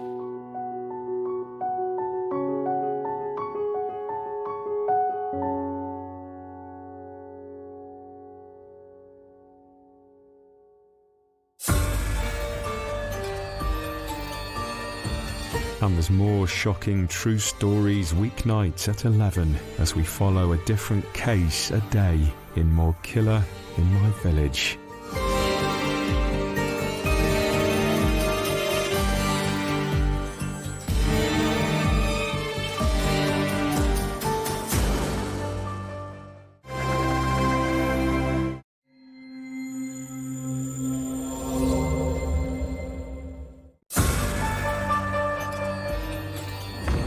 There'd been a fire in the Elizabeth Road area of Boston. Police discovered a woman, early 30s, in a flat on her own, dead.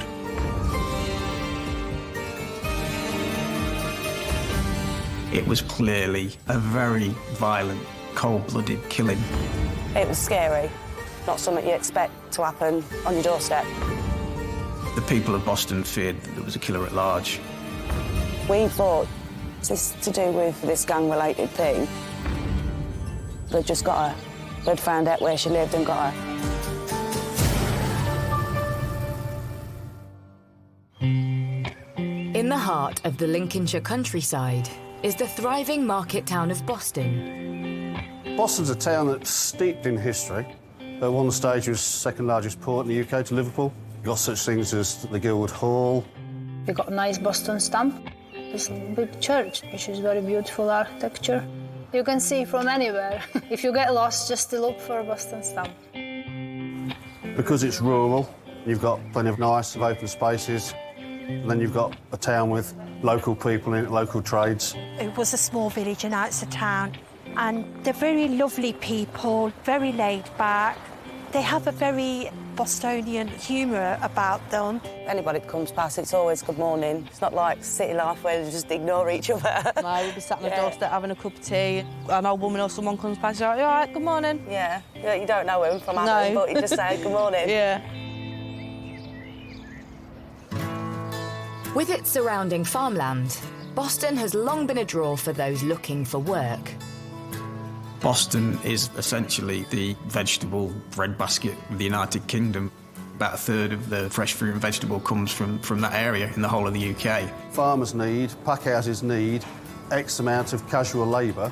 Boston doesn't hold that amount of casual labour, so that labour has to come in from elsewhere. And that's always been the case all the way back.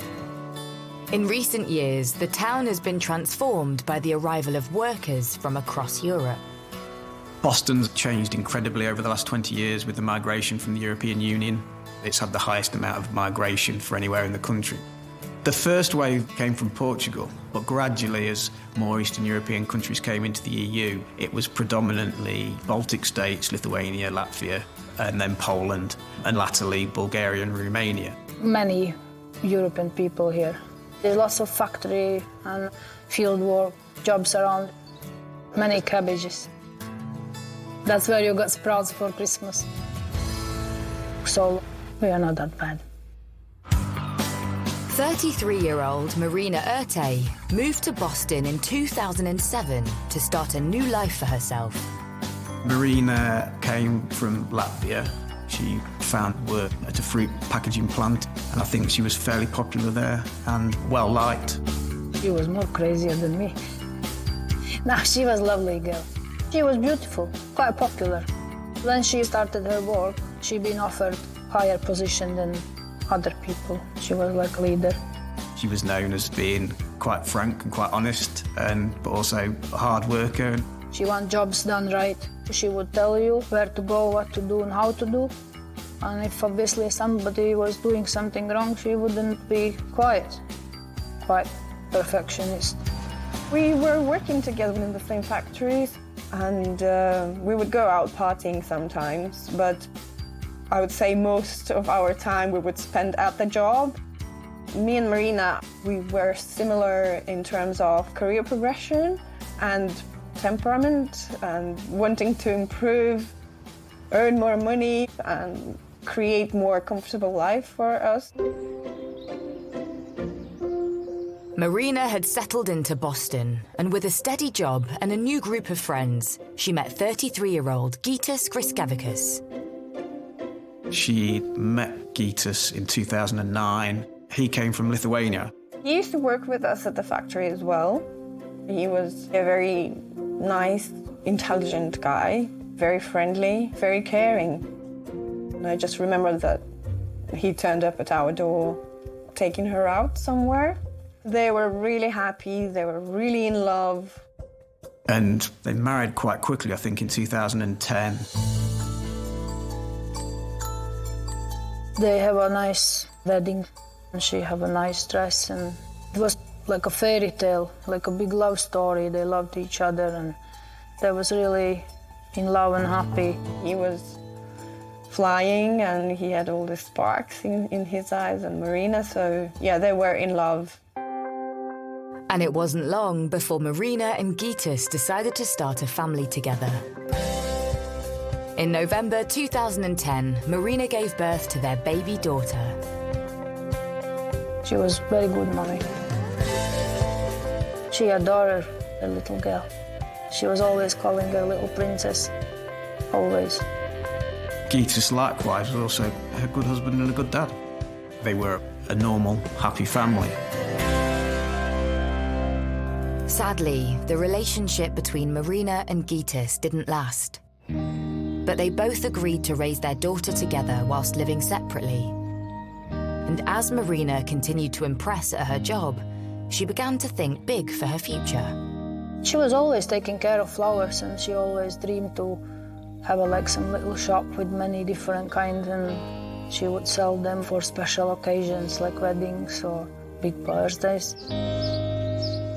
But in the summer of 2016, everything changes when one of Marina's neighbours calls an emergency engineer, believing there's been a gas leak.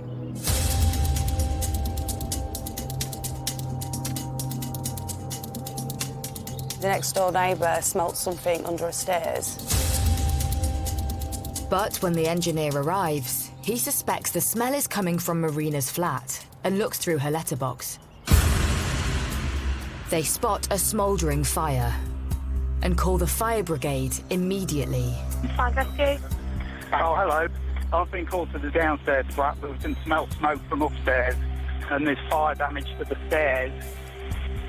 Right, okay. I remember learning there'd been a fire in the Elizabeth Road area of Boston. I don't think there was any obvious sign of a fire from outside, but certainly the neighbours were aware that it had been a fire. The lady from downstairs thinks there'll be somebody inside upstairs, but we can't get up the stairs because they're too damaged. Okay, we have got fire crews on the way to it, okay. Firefighters force their way into the flat and put out the smouldering fire, whilst checking if anyone is home. At first it appears empty, but as the crew enter the bathroom, they make a shocking discovery. They find a woman, early 30s, in a flat on her own, dead, obviously by strange circumstances, in a bath, no water in the bath, covered in soot, with a hose on top of her. You know, you think, good gracious, you know, how on earth has this happened? Police are immediately called to the scene. I want to know what the cause of death is roughly at that stage. So is it a homicide? Is it suspicious? I mean, just because a body's been found in the bath doesn't necessarily mean it's suspicious. It could have been an accidental fire or something like that. Police quickly established that the dead woman is Marina Ertey. It becomes obvious she has been brutally attacked, with horrific injuries to her face and body. A murder investigation is immediately launched and officers secure the scene. It's all about scene preservation. The scene can tell you a phenomenal amount, and the last thing that you need is that scene corrupting. News of Marina's death quickly spreads through the street. We all get moved out of the flat, and then the next hour or so, turns out she's been murdered in a battle.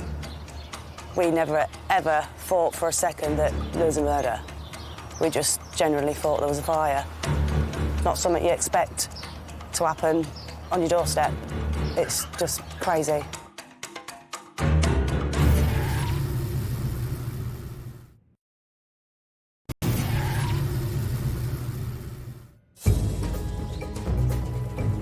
In the quaint market town of Boston, Lincolnshire, the usual tranquility has been disturbed by the sirens of fire engines, and neighbours on Elizabeth Road are stunned to learn that not only was the fire set deliberately, but that 33-year-old Marina Ertey has been brutally murdered. The residents were shocked to learn that it was a murder because initially, like everyone else, they thought it was a fire. Everybody was in shock. You just didn't know how to get your head around it.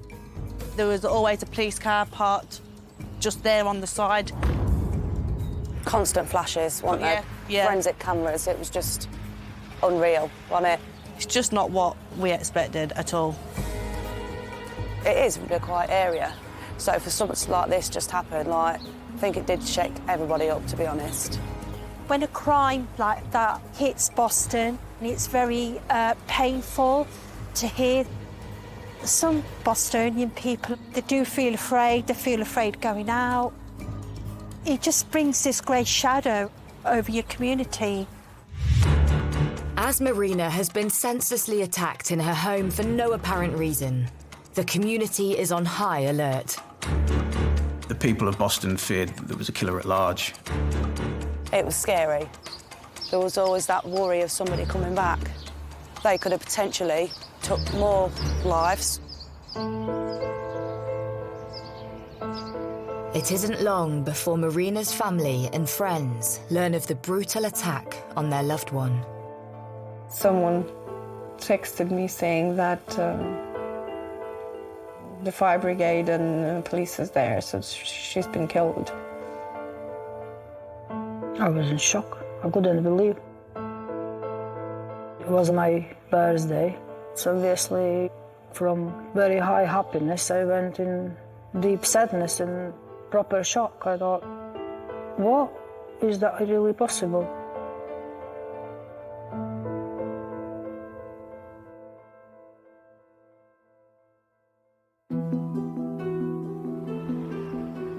With a murder investigation underway, police need to establish a timeline of Marina's last known movements. There's all sorts of inquiries that need to be made. We would have people immediately looking for CCTV in the area. We'd have people very, very quickly knocking on doors to find out who's been seen in the area, who hasn't. We need to find out when this happened, because that's the starting point, isn't it? When was she last seen, and who was she last seen by? Also, where she worked, who she would normally work with, when should she have been in at work last? Officers speak to Marina's colleagues at the fruit packing factory where she worked and narrow the time frame on her last known movements. Police discovered Marina hadn't turned in for work 5 o'clock that morning. So clearly, whatever had happened before that time. And that's absolutely key part of the investigation. Back at the scene, police and fire experts examine the cause of the fire and quickly establish it had been purposely set after Marina had died. The early forensic evidence showed that a fire had been set in the flat, but it didn't take properly, so the house wasn't badly damaged by fire. The fire didn't really take, I think it was just slow burning. But if they'd done a good job on the fire, it could have just took this whole block. That was scary. With the fire having been set after the attack, detectives speculate whether Marina's killer had tried to destroy evidence at the scene. They won't have known if they left any forensic evidence there. They won't have known if they left any fingerprints there. They won't have known for sure that someone didn't see them either going or coming back. Forensic experts are called in. They need to examine the scene to find any clues that might point to Marina's attacker. When we got there, it was obvious that I wasn't able to do my job. The reason I couldn't do it is because the fire that was started on the stairs had produced a certain excessive amount of soot throughout the flat. And the whole flat was covered in a thin layer of soot, which meant you couldn't see the blood. So at that point, after a brief look around, and we did locate some bloodstains, but it was obvious that the extent of that was much more than what we could see. We decided to go home and have a team of people come in and de-soot the scene, and then us to go back after that process has been done. Forensics must wait until the thick layer of soot is meticulously cleared before they can work. But detectives do manage to question Marina's ex-husband, Gitas. He says he hasn't seen her, but reveals some information which leads investigators to look deeper into Marina's personal life. And they uncover some disturbing connections to some violent people. Following the ending of her relationship with Gitas in 2015, she'd formed a new relationship. And it was quickly discovered that she had been involved in a very recent trial at Lincoln Crown Court. She had been charged with perverting the course of justice after her new partner was involved in a violent attack on another group of East Europeans. The man in question is 42-year-old Alexandra Kudryasov. Alexander, he worked at the same factory as well. Alexander was involved in what's it called, criminal activity and deviant behaviors and everything. He's got quite a rough background. Police found out that a new boyfriend had recently been sent to prison for 18 years for grievous bodily harm, dreadful attacking involving knives. And Marina herself had been acquitted for conspiracy to pervert the course of justice in providing him with an alibi. Only a matter of days before her body was found. Clearly, it was an obvious line of inquiry that her death might be something to do with those circumstances. Police want to know, was Marina's involvement in a gang dispute anything to do with her death? Could this have been a revenge attack? One theory that the police would have been exploring is that maybe one members of the group that were the victims would exact revenge on Marina's partner, and the fact that he had been convicted and was now out of the way meant that, of course, there was no one to protect Marina at the time. Police explore the possibility Marina had become mixed up with a bad crowd through her relationship with Alexander. The theory of a revenge attack takes hold, and the safety of Marina's friends and family becomes a police priority. The fact that a group of East European men have been very, very badly injured by another group of East European men, obviously down in Boston, there would have been tensions between the various people involved, the various families. Clearly, one of the concerns for the police initially was the welfare of the child, and any other family members as well. As police make sure Marina's loved ones are kept safe, post-mortem results arrive which offer clues to her attacker. Marina had suffered traumatic brain injury, and she had fractured eye sockets and other injuries. We know that it wasn't a knife used. It could have been done with fists, kicking, or a blunt instrument. It was clearly a very violent and cold-blooded killing. And with the scene now cleared of soot from the fire, forensic results arrive, which further paints a horrific picture. What we found was a large pool of blood in the living room with smears around it, and there were small spots of blood radiating from it, indicating that there's been impacts in that area, probably into Marina herself. I suspect that she's gone into the living room for whatever reason, been hit, gone down almost straight away, and then been assaulted on the floor by punching or kicking or with a blunt instrument. Forensic results also show bloodied track marks from the living room to the bathroom. The two track marks is where her heels were in contact with the ground as she's been dragged across the landing and into the bathroom. In the bathroom, there were spatters of blood around the bath and on the floor to indicate that she'd been further assaulted in that area. Her body was found naked in the bath. There was no blood-stained clothing, so when it happened, she was most likely naked. And the pathologist said that Maria had actually been drowned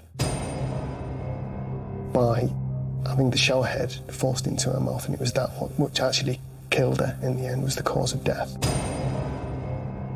But who could have carried out such an horrific attack?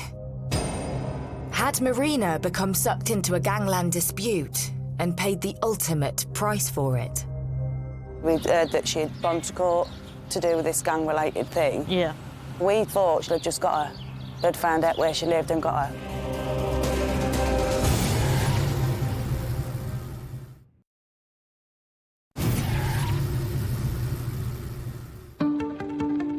In the Lincolnshire town of Boston, police are investigating the murder of 33-year-old Marina Urte, who was found in her own home, beaten and drowned in the bath. Her boyfriend, Alexandra Kudryasov, is in prison, serving an 18-year sentence for a vicious attack during a gangland dispute. Whilst he is ruled out as a suspect, There are suspicions that Marina has been murdered in a gangland revenge attack. After it happened, we used to see this really spruced up black car coming past. We kept thinking, oh, is this to do with, like, this gang-related thing? That's pretty much everybody's first thoughts, wasn't it? But police are keeping an open mind. It's the age-old adage, ABC of investigating. Accept nothing, believe no one, and check absolutely everything. If it was anything to do with the grievous bodily harm trial and Marina being acquitted of conspiracy and almost a revenge attack by perhaps those people that had been the victims in the first place, one would expect it to be almost tit for tat. Revenge is usually about, I'm going to give you what you gave to me. That's what revenge is. Revenge doesn't normally extend to attacking a defenseless woman in her own home, viciously and violently over a prolonged period of time. That, to me, was not a revenge attack. Police also suspect that the lack of a forced entry points to a different explanation. That immediately means to me, this is personal. That would be my first thought there. This is not a random attack. This isn't a burglary gone wrong or anything like that. This is personal, for some reason or other. Whoever did this to Marina knew her, and Marina knew them and had let them in the house. With this latest theory, police look closely at Marina's inner circle. One of the key elements is always to find out who saw the victim alive last. Police would have been looking to question those who were closely connected to Marina. That would have been her former partner and her former husband, also her sister who lived nearby. As every police officer knows, most murders are committed by people known to the victim, so it would have been their primary avenue of inquiry. As Marina and her ex-husband Gitis had shared custody of their daughter, police question him about the last time he saw her. Under questioning, Gitis did disclose his movements on the night and day before the murder. He disclosed that he'd been celebrating his birthday. He immediately said, yeah, Marina had come to his house, had then gone to a supermarket and bought some whiskey, and then gone back to her flat. This would have been late in the evening into the early hours of the next day. And he said that he left Marina's flat at 2 o'clock in the morning and that when he left, she was fine. They had a pleasant evening, they'd had a few drinks, but there was nothing else. He was saying, it's not me. With Gitis admitting to being with Marina on the night of the murder, but claiming to have left on good terms at 2 a.m., investigators have little else to link him to the murder. That he'd said that he'd been at the flat the night before. That poses actually an interesting dilemma for a senior investigating officer. Is what do you do with that? It's only suspicion. There is no hard evidence. You are hoping you're going to find some hard evidence through maybe forensic examination of the scene, CCTV, or anything like that, but that takes a long time. Even without evidence against Gitis, police need to act fast in case he is in any way connected to the crime. As the senior investigating officer, it's your decision whether to arrest a suspect, and not only whether to arrest a suspect at that time, when you do it and under what circumstances. The senior investigating officer in this case took the view that it was the most advantageous way for the investigation was to make an early arrest.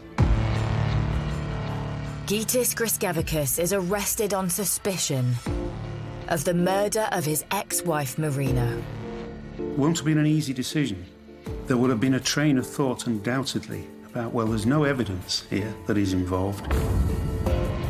There will have been opinions within senior officers, probably more senior than the SIO in this case, that he shouldn't have been arrested. We would know that we'd only be able to keep him in custody a maximum of 24 hours, and if no evidence came forward during that period of time, he'd have to be released, So it's not a straightforward decision. With the time ticking against them, police further question Gytis under caution. He gave the same story as he'd done before he'd been arrested, that he'd been there with Marina voluntarily. He'd left around 2 o'clock in the morning. And she was fine when he left her.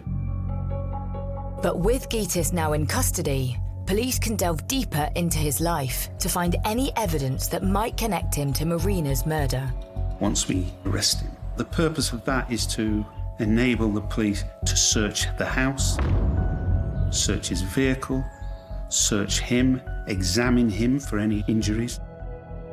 On closer examination, officers notice an injury on Gytis' right hand, which he explains was caused by an accident. Despite the suspicious injury and Gytis being the last known person to see Marina alive, the police have no further evidence. And Gytis has been in custody for almost 24 hours. One has to make a decision. Have we got enough evidence here to charge him? Clearly they hadn't. Gytis is released on bail. The news obviously left question marks for people in the area. Was this the man? Had they caught the killer? Or was the perpetrator still at large? Police now move their focus away from Gytis and cast the net wider. They trawl through hours of CCTV across the local area in hopes to find anything that might lead them to Marina's killer. They would have trawled hundreds of hours of CCTV. CCTV examination is an art form. It isn't just a straightforward process. It can take weeks and weeks and weeks to do it methodically. Some of the bigger police forces these days have dedicated teams whose sole job it is to do that. And after hours of examination, police find footage from the early hours of the 20th of May, the day Marina was thought to have been murdered. And it places Gytis back in the frame. They managed to find him on CCTV. The footage shows Gytis running towards Marina's house at 9:30 p.m. Rather than he had claimed, heading there with Marina after a party at his. Then, 2 hours later at 11:30 p.m, Marina and Gytis are seen together at a nearby supermarket. And then, crucially, he is caught on camera returning to his house much later than 2 a.m, the time he told police. So he had not left Marina's home at 2 o'clock in the morning and gone straight home. He was seen around 7:30 in the morning, and I believe he got back to his own premises around about 8 o'clock in the morning. So straight away they know he wasn't where he said he was, when he said he was there. The story he gave from the outset was a pack of lies. The CCTV footage disproves Gytis' story and places him near to the scene on the morning of the murder. But the police still need more evidence to strengthen their case. The police would then start thinking, well, how can we bolster this circumstantial evidence? The police then begin to find other pieces of evidence that link him to the murder. A pair of his shorts were found in his washing machine, which he was seen to be wearing on CCTV. And lo and behold, no blood was found on the shorts or anything like that. But the police would then say, well, where's the hoodie that he was wearing? Where are the T-shirt that he was wearing? Where's his footwear? Where are his socks? None of which was ever found. The fact that he couldn't account for that, again, just adds to the circumstantial evidence. Gytis' phone is seized and searched, which raises further suspicion. They found he had inadvertently wiped all the data off his phone. The police believe Gytis deliberately wiped his phone to hide incriminating messages. But with the only evidence being circumstantial, and forensic results from the scene showing no strong link to Gytis being the killer, will it be enough to charge him for murder? Or will the theory of a gang-related revenge attack for the crimes of her boyfriend hold the truth to the killing?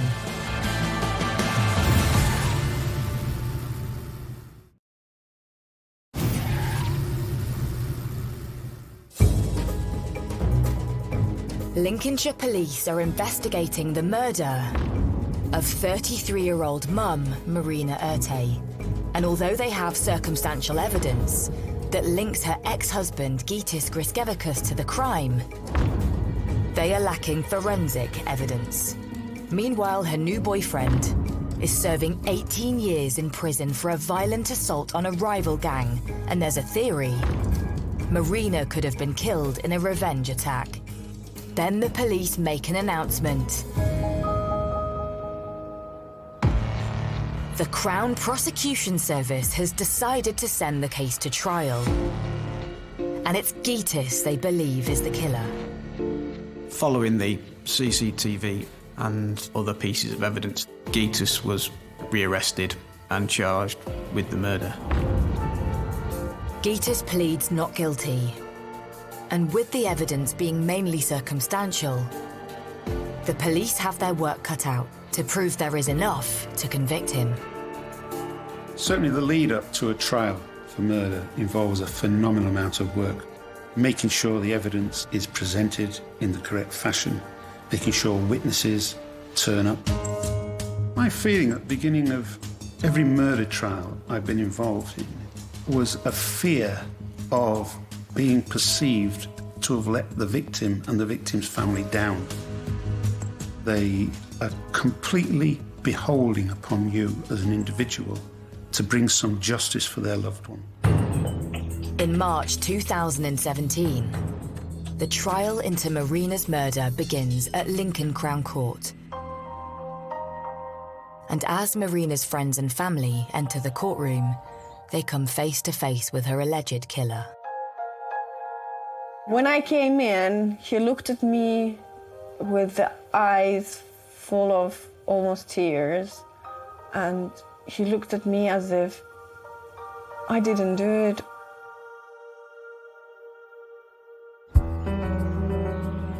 As the trial begins, Marina's close friends reveal to the court details of her relationship with Gytis. I remember she came to me when she was already heavily pregnant, and she was complaining that she's put on so much weight and Gytis is not happy anymore because she's not in the same shape as before. So I did notice that something was off. Why would you judge your wife for being a bit overweight when she's carrying your child? And as time went by, the relationship continued to break down.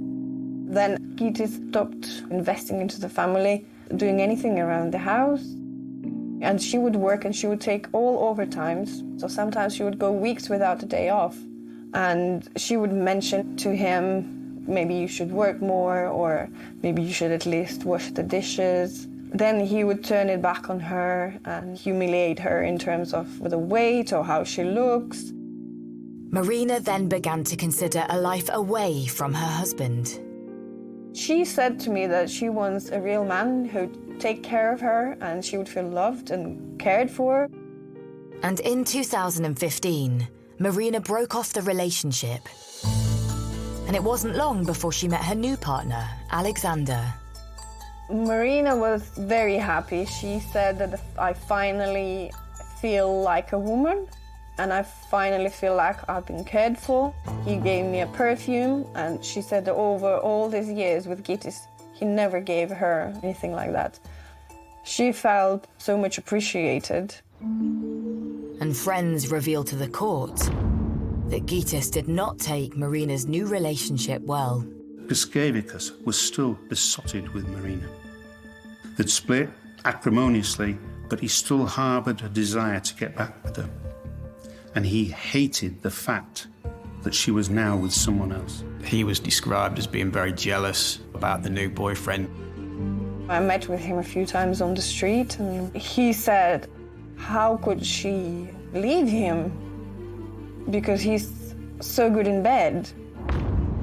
So he was not even thinking about the quality of life. He was raging about if his size is larger than his, how could she swap me for someone else? But when Marina was arrested for perverting the course of justice, Gytis decides to use their daughter as leverage to get her back. When Police come up and arrested her. She didn't have a passport, she lost the job, and she didn't have a place to live. She lost everything, and in that moment, he got the girl. She was praying and hoping that everything's gonna work out so she could then finally reunite with her daughter. When she was fully acquitted of any wrongdoing, Marina asked to be reunited with her daughter. But Gytis refused. I told him that you probably ought to allow Marina see the child, at least under the supervision of social workers in the children's center once a week for a few hours. She's probably missing her mother, and he was absolutely reluctant to do that, and he mentioned that we don't even mention mother's name in the house. Her girl was not allowed to pronounce her name in front of him. He was sending her nasty messages about the girl, like no money, no honey, asking for money. Then he was taking girl out from the country, which she supposed not to do, and then posting in a Facebook saying, oh, hello, we are here. That was very nasty. And things only got worse for Marina. Marina had made all sorts of complaints against Griskevicius. She couldn't prove any of them. I think her vehicle had been damaged, she'd had a pedal bike stolen. She didn't know that it was him for sure, but she thought it really was, and it frightened her. There were a couple of occasions when she went to the police because he was seen filming her on his mobile phone, arriving at her house unannounced, and it spooked her to such an extent she went to the police. I think Marina had confided in certain friends that she was worried that Gytis was stalking her. She rings me one day, she says, he was standing on the corner of the street looking at the house. However, in the last few days of Marina's life, hers and Gytis' relationship seemed to rekindle. They restarted the communication. She rang me and she was so happy to say, oh, you don't know what just happened. I will see the child soon and he's talking to me in a nice way. And she was willing to resolve the conflict for her, for the daughter, and for him, for Gytis even. Just before the day, she rang me and she was very excited. And he said that he loves me and he wants to get back. He's the father of my child. Maybe I should, maybe I shouldn't. And he wants to come over. He wants to celebrate his birthday with me. And I did tell her, do not meet him on your own. Griskevicius was still besotted with Marina. I think he saw an opportunity there to say, right, I'm the father of your child. This is my birthday. Let's celebrate together, give it another go, and rekindle our marriage. Back in the courtroom, it appears with only circumstantial evidence, Gytis could still walk free. But then a new witness takes to the stand and flips the case on its head. This individual contacted the police and said, this guy admitted to me what he'd done. He admitted to me that he'd murdered Marina, and then he admitted that he'd set fire to the premises. And I'm prepared to give evidence to that effect. After a grueling 2-week trial at Lincoln Crown Court, the jury returns its verdict. Gytis Griskevicius is found guilty of Marina Erte's murder. He is sentenced to life with a minimum of 23 years in prison. The guy came and gave his evidence, and obviously the jury took it on board, and ultimately, with that and with all the circumstantial evidence, unanimously convicted him of murder. He's got to spend 23 years in jail before he even becomes eligible for parole. That's a long time by anyone's book. But you know, he committed one of the most horrific crimes you can imagine. On the defenceless mother of his own child, my view is that he deserves every one of those 23 years.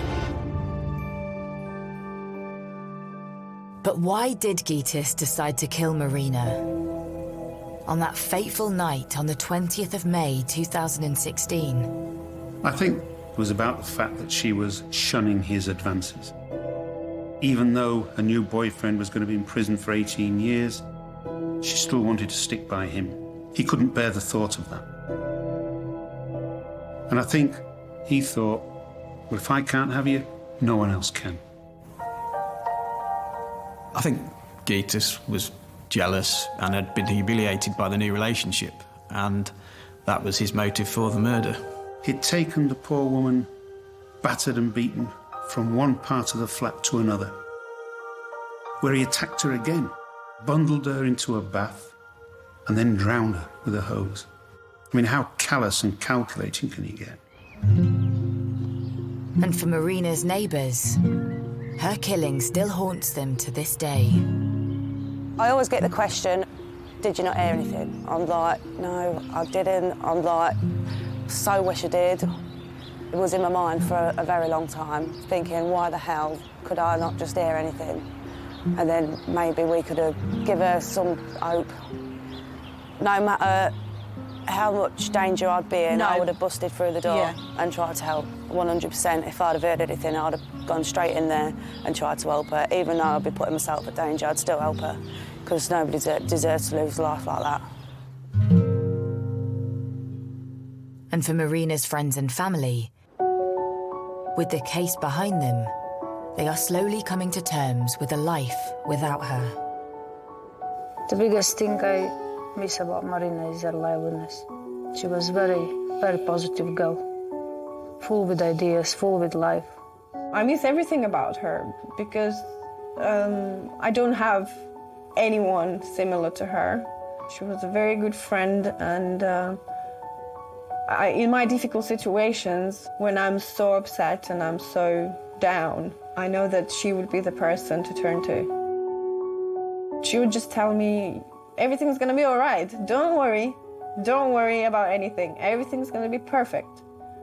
And she had so much power in these words that I would straight away feel better. Yeah.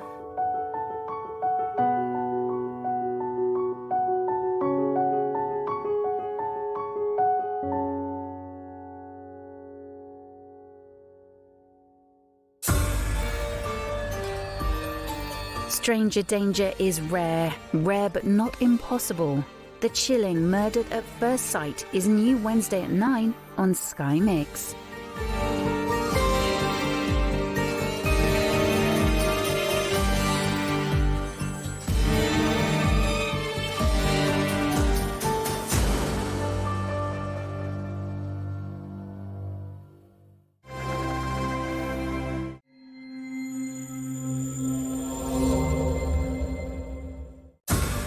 I remember working at the pub and started hearing rumours.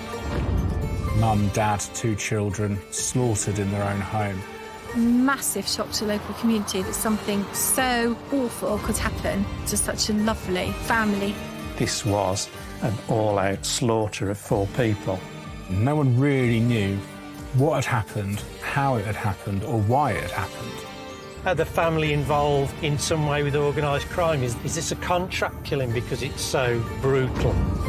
A family wiped out and a man going missing leaves a community asking questions.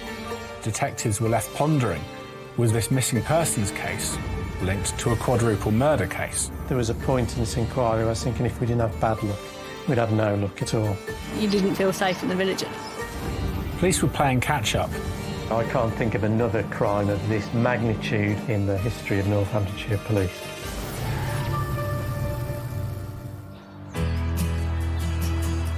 In the beautiful Northampton countryside lies the quaint village of Wootton. It's really lovely. Everyone knows everyone, so it's really chatty, really friendly. Yeah, it is nice, especially to have kids around here. I love it. I know it's an old village. The church is very, very old, and we're in a conservation area, so people around here are very, very friendly. People have lived here for a long time. There are some families in the village who've been in the village a long, long time, so I think it says an awful lot. Very easygoing, yeah. Good community. Witton has a great community spirit.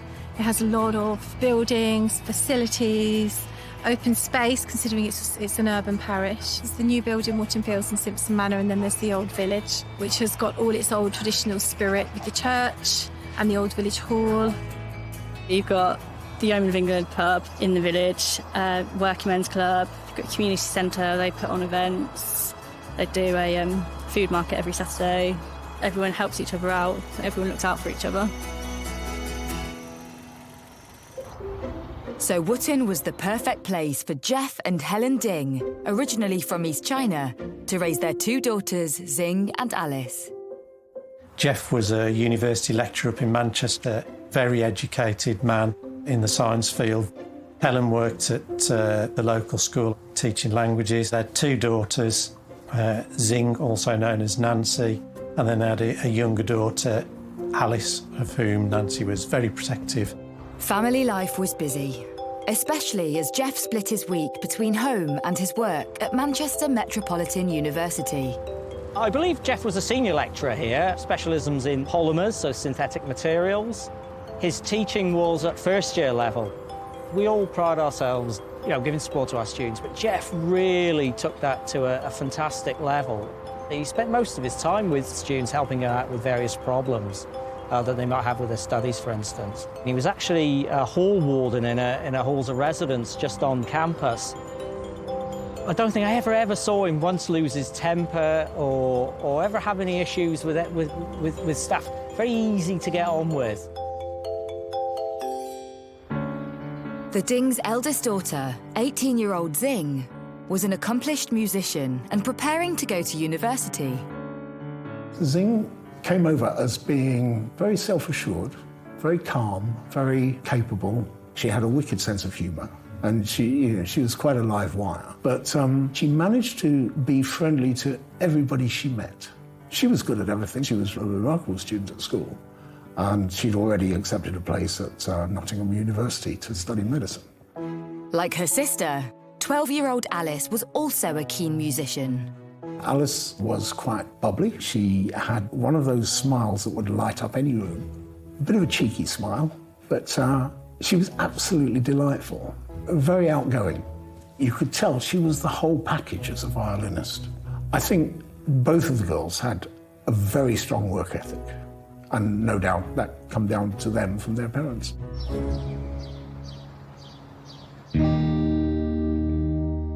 Both Jeff and Helen worked tirelessly to create a warm and inviting home for their daughters and their friends. Really welcoming. You could literally turn up and they would invite you in for dinner. They were just such a good family. Like, you would want your kids to be friends with them because they were just the best. They all seemed very happy and very settled. They loved that family home as well. That was a place they really liked to be. And it is a very nice neighbourhood, I have to say. But this neighbourhood will never be the same after one fateful bank holiday in 2011.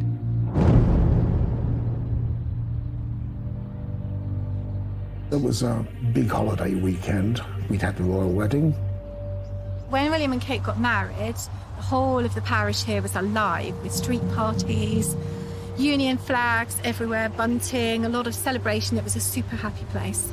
I was actually working in the pub on the royal wedding. We opened early for it. Not many people actually came in because loads of people around the village were actually throwing street parties. As the bank holiday weekend comes to a close, neighbours of the Ding family become concerned as they haven't been seen all weekend. One of the family was due to attend something and they didn't turn up. And then the neighbour went round to see if they were okay and see where they were.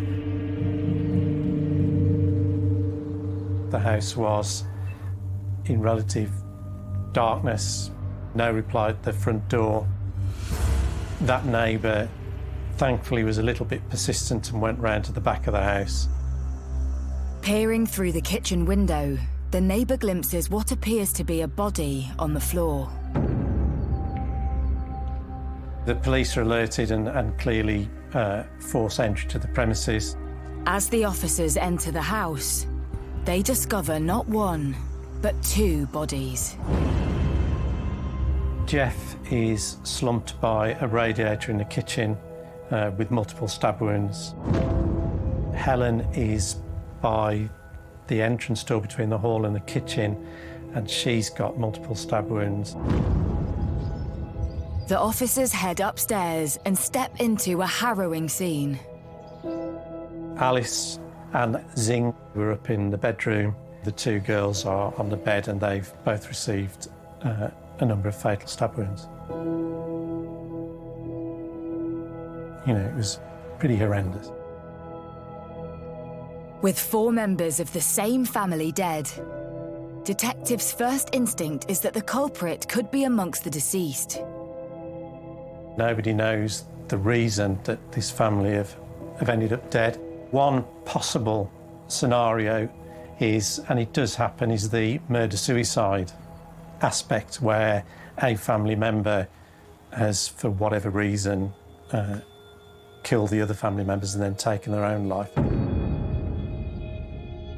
With such a heavy police presence, rumours quickly spread across the village. I remember working at the pub at the time and started hearing rumours, customers coming in saying something really bad had happened, but we were all still unsure of the extent of what had happened. I first heard through a friend who I live near locally, whose daughter was very good friends with one of the young ladies. So it was horrific locally to everybody. The fact that the family had been there for a while and been not discovered was horrific, and a massive shock to the local community that something so awful could happen to such a lovely family. I wouldn't like to speculate on people's opinions, but to me personally, it felt a bit targeted. Little did the villagers of Wootton know the scale of the crime that's been committed on their doorstep. The murder of the Dean family was probably one of the most horrendous crimes I've ever been asked to investigate.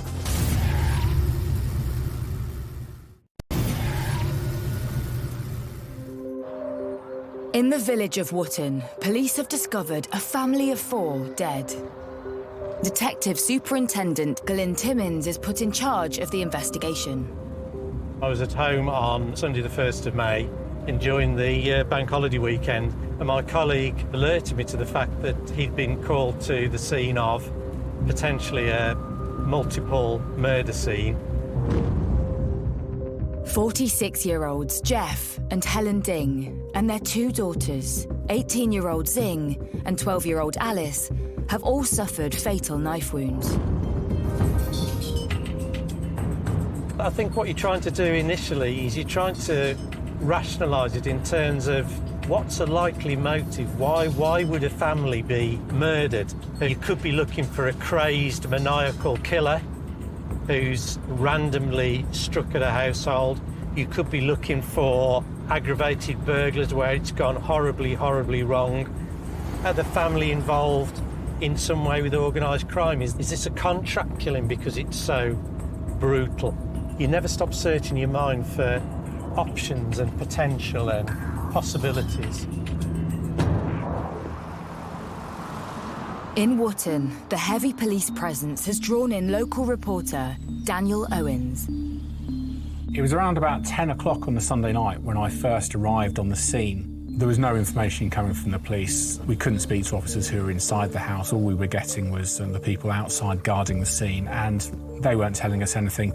I met a couple of lads down there who knew the family vaguely, and they seemed quite upset at what they'd heard. And there were theories doing the rounds that it was potentially a murder-suicide situation. When you have a man and a woman dead in the same house, one killed the other, turned the knife on himself, etc. And that was certainly something that we expected to be exploring. But in a fast-moving investigation, it's quickly established that the culprit isn't likely to be one of the family. Clearly, because of the violence that had been used, it was just obvious to the officers that this was an all-out slaughter of 4 people. The big demand at that stage is, well, there are two. The first one is the preservation of the scene and to make sure that you extract and harvest every centimetre of forensic evidence that you can get hold of. And the other one is to start thinking about who's done this and why. With a murderer in their midst, police are also aware that villagers could be at risk. The overriding factor in terms of the community is fear. Fear of the unknown, fear that it might happen again, fear that there's a killer on the loose, that their homes and their loved ones and their families aren't safe. Police held a press conference and details started to emerge, and we knew this was a story that we'd never seen the likes of before. For villagers, the news turns what was a happy bank holiday to celebrate the marriage of Prince William and Kate into a tragic event on their own doorstep. When everybody's enjoying a day, and it was a beautiful day, it's hard to believe that something so vicious can happen. We were just stunned, really stunned. You can't believe it, because you cannot understand, A, why anybody could do that to a family and to children. Yeah, it was a bit of a shock. Well, I was walking to my grandparents and I saw there was a bit of commotion going on the street. I was about 2 streets away. So, yeah, it was very weird. I don't think I wanted to leave the house for a while. I think it made everyone a bit more cautious about what was going on. People were very on edge. I mean, I wouldn't walk on my own anywhere. I think you didn't feel safe in the village anymore. You don't ever feel like something like that's ever going to happen in a little village. I was absolutely devastated. I really could not get my head around it. It was a very, very sad day. Not just for me, but for all of my colleagues, for the whole community that we work in here. As the community mourns, police need to establish exactly when the Ding family were killed.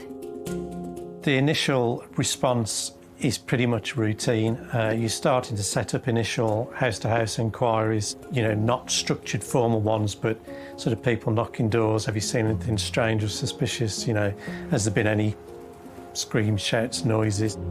But the neighbours haven't seen or heard anything. Effectively, we've got 4 people who've been slaughtered in their own home and very little else by way of information. As each member of the family is examined, it's apparent that whoever was responsible carried out a frenzied attack. The results of the post-mortem showed the true extent of the brutality involved. The family were subjected to a total of 51 stab wounds between them, with Jeff and his wife killed in the kitchen and the girls killed upstairs in their bedroom trying to hide from their killer. In the house, a possible murder weapon is found. It's been cleaned and left on the kitchen worktop. And as police comb the scene for clues, they find a puzzling item in the Ding's letterbox.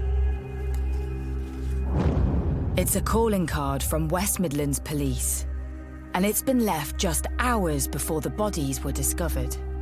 The visit took place on the Sunday morning, quite early on. Obviously, no reply at the front door, but it's early on a Sunday morning, not unreasonable for people to be in bed. It's a bank holiday weekend. The officers got no reply. Why had the police visited the Ding's home early that morning? Who did they want to speak to? And was this in some way connected to their murders? Someone I'd worked with previously was a detective superintendent in West Midlands. He rang me to say, was I aware of this missing persons inquiry? Police had visited the Dings in relation to a missing persons inquiry, that of 52-year-old An Zhangdu. An Zhangdu was a native of China and came over here in the late 90s with his wife, and he ran a herbal medicines business, which he ran with the Ding family for some time. An Zhang had left his home on the bank holiday Friday, 2 days before his business partners, the Ding's bodies, were discovered. An Zang Du left his wife at home watching the wedding while he boarded a train to Birmingham, where he went into his business premises. He was going to open up the shop, albeit a bank holiday, albeit Kate and William's wedding. He'd gone in to do some work. When An Zang Du didn't return from work, his wife, she started to become concerned about him, where he might be, what state he was in. It was totally out of character for him, and she was tearing her hair out with despair at where he was. At some point later in that day, she reported him as a missing person to West Midlands Police. An Zang's wife also described the night before he went missing and an unexpected knock at their door late at night. Court officers turned up at An Zang Du's house and served court document. The ultimate outcome of the service of that court process would have resulted in bankruptcy for Mr. Du and his family. Mr. Du did not sleep that night. He was pacing up and down. He was clearly angry, agitated. It really had disturbed him. The missing persons inquiry was raised on the Saturday, and as part of that investigation, police attended An Zang Du's business premises in Birmingham, where they found a note, effectively saying goodbye to his wife. Leaving a note and with no contact for 4 days, police consider the possibility An Zang has taken his own life. Clearly, you know, in terms of mindset, in terms of where he was at mentally at that stage, that would ring significant alarm bells for both, obviously, his wife and the police investigating his disappearance. Police want to know, what was An Zang Du's fate? Could he also have been a victim of the Ding's killer? What detectives were left pondering was whether the missing persons case was now linked to a quadruple murder. But what detectives uncover next points not only to An Zang's fate, but also a motive for murder. There was this legal dispute over business between the two families, and that there was a strong possibility that something had led to a coming together of Mr. Du on the one side and the Ding family on the other.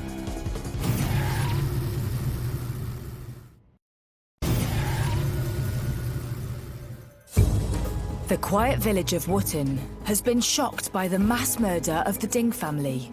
University lecturer Jeff, language teacher Helen, and their daughters Zing and Alice. All 4 have been found stabbed to death. Wootton was not an area affected by crime, yet all of a sudden the world's media descended on their doorstep. It went from 0 to 60 in seconds. I doubt anybody in the country had really heard about Wootton Parish. And suddenly it was all over the news, headline news. It was shocking that actually somebody had murdered somebody in our village, and it's suddenly all over the world. On the BBC, for want of a better word, suddenly Wootton is there. It's just bizarre.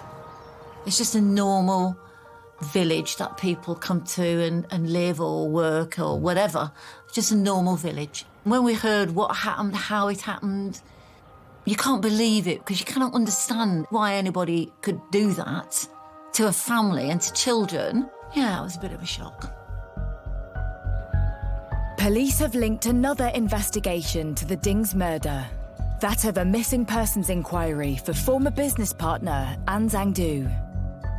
He disappeared just days before the family of 4 were found, and it's been discovered that both families were at war.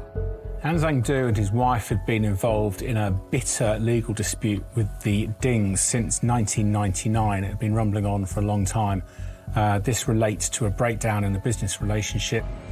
This falling out resulted in a 10-year legal battle, which culminated in a late-night visit from lawyers. Du and his wife had been served with a court injunction ordering them to repay £88,000, which forced them into a financial black hole and near bankruptcy. This is a man that's completely at 6s and 7s. He's been knocked completely off his axis in terms of his future and what's going to happen to him. Du clearly felt massively aggrieved. He'd put his life's work into this business and had it torn from underneath him, really. That's when the bells start ringing and you've got the basis of a real solid motive for homicide. Police believe An Zhang Du's anger at being summoned to pay the Dings an £88,000 settlement makes him a prime suspect. But they have yet to find any evidence which connects him to the crime.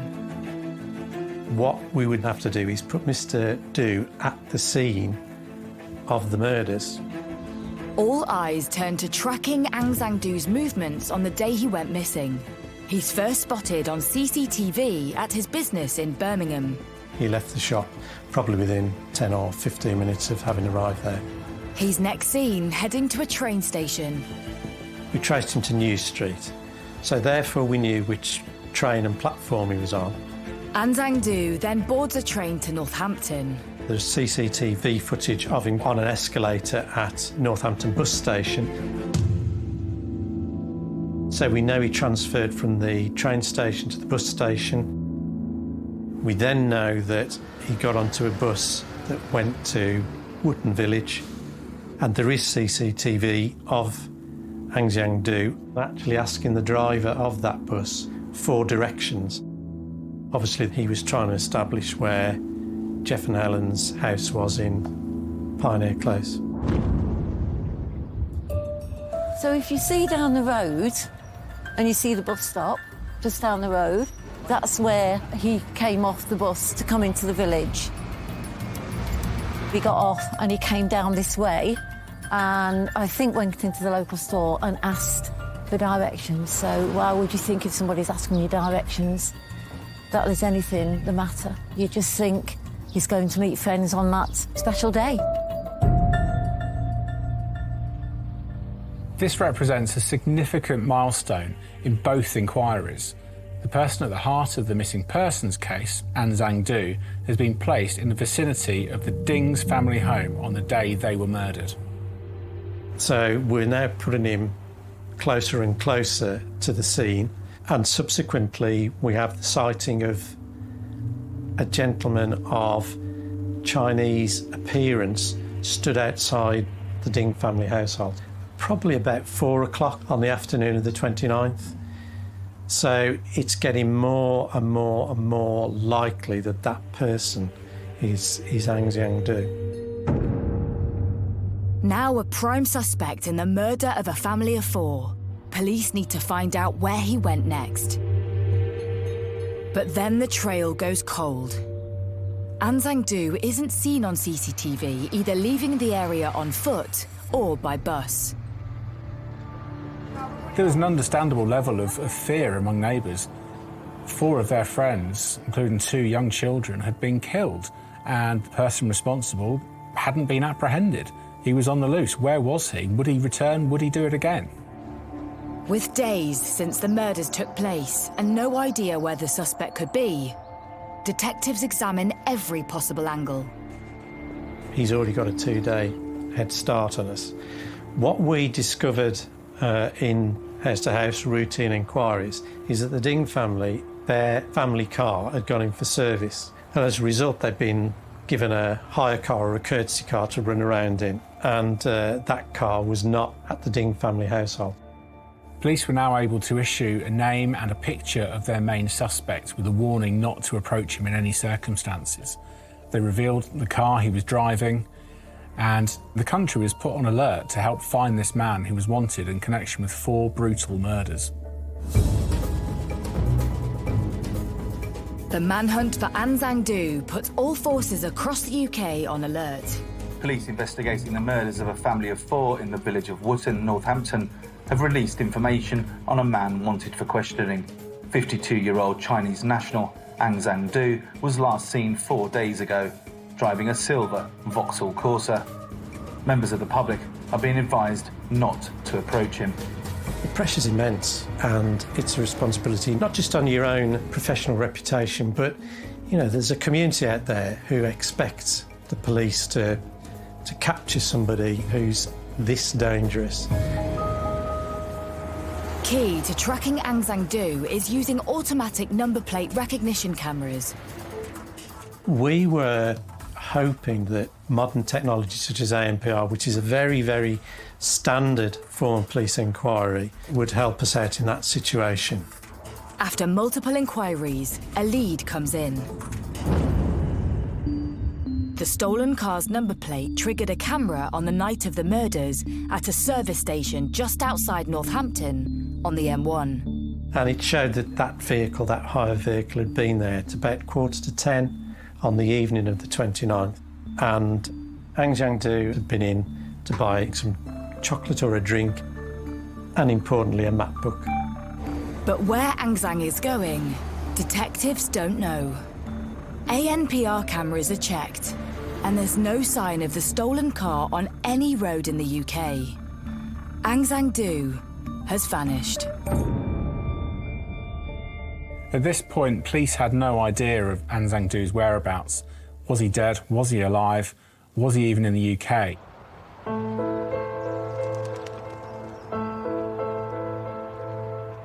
While the manhunt intensifies, the Ding's friends and family are trying to come to terms with what's happened. There was great sorrow from the students, especially those who were close to him doing projects and so on with him. A great sense of shock and sorrow that someone that helped them so much, of course, now was no longer with us. For Xing and Alice's friends, meeting at their first county orchestral practice is a traumatic time. It affected many of the other students very deeply. At orchestral rehearsals in the following week, flowers were left on their chairs. You know, teaching is one thing, but no one can prepare you for... How does a teacher cope with this? I don't know. No one prepares you for that. For Jeff's family, struggling with the loss is only compounded by the grief of not knowing why this happened. Actually, I first learned from the internet news, and I was completely shocked. I even cannot finish the news. Okay, once I saw the picture, I just, I cannot believe there's 4 members all gone. It's just complete shock. Okay, and then I think about my parents. If I cannot, I manage that, think about the parents. They lost their children, their grandchildren, only one day.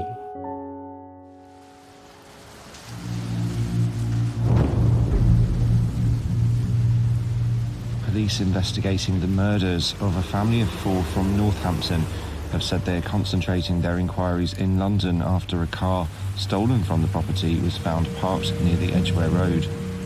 After weeks of searching, the police get their first lead on their hunt for Ang Zhang-du, and it's created major problems for the investigation. Unfortunately for us, Mr. Du, in his stolen hire car, managed to get all the way to St John's Wood in London without triggering a single police ANPR system. There was a point in this inquiry I was thinking if we didn't have bad luck, we'd have no luck at all. Because not only did he miss ANPR, but when that car's parked in a side street in St John's Wood, the car is ticketed 9 times in 11 days. So we're now 13 days behind there. That's a significant problem in an investigation, because if you can go more or less anywhere in the world in 2 days, the world is literally your oyster in 13. Whilst Du could be anywhere in the world, police concentrate their search in London. Anyone who's been to London knows how easy it is to become anonymous in a city of that size and what opportunities there are to disappear within various communities. Obviously, that was a huge concern to us, because if Ang Zhang-du wanted to lie low, then there's no finer place for him to do that and become anonymous and not be troubled too much. We're back to needle in a haystack time. House-to-house inquiries uncover CCTV footage of Ang Zhang-du abandoning his stolen car in the early hours of the Friday night.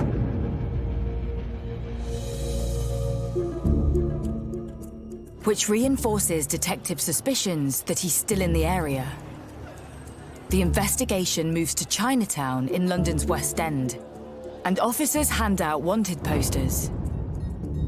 Obviously, language is an issue, although clearly most of the Chinese community within those areas will speak English. I think the most difficult cultural barrier is a natural reluctance to become involved with the police. And some people, even thought it was bad luck to put posters in shop windows and things like that. So, you've got to overcome those, but all you can do is reach out and engage and try and gain their confidence, but it certainly doesn't make it easier. Whilst he's made it to London, police intel suggests that Aung San Suu Kyi wouldn't have gone far. He was described to us as somebody innocuous, someone who probably would struggle to find his way round of his own volition, Little did police know just how wrong this intel would prove to be.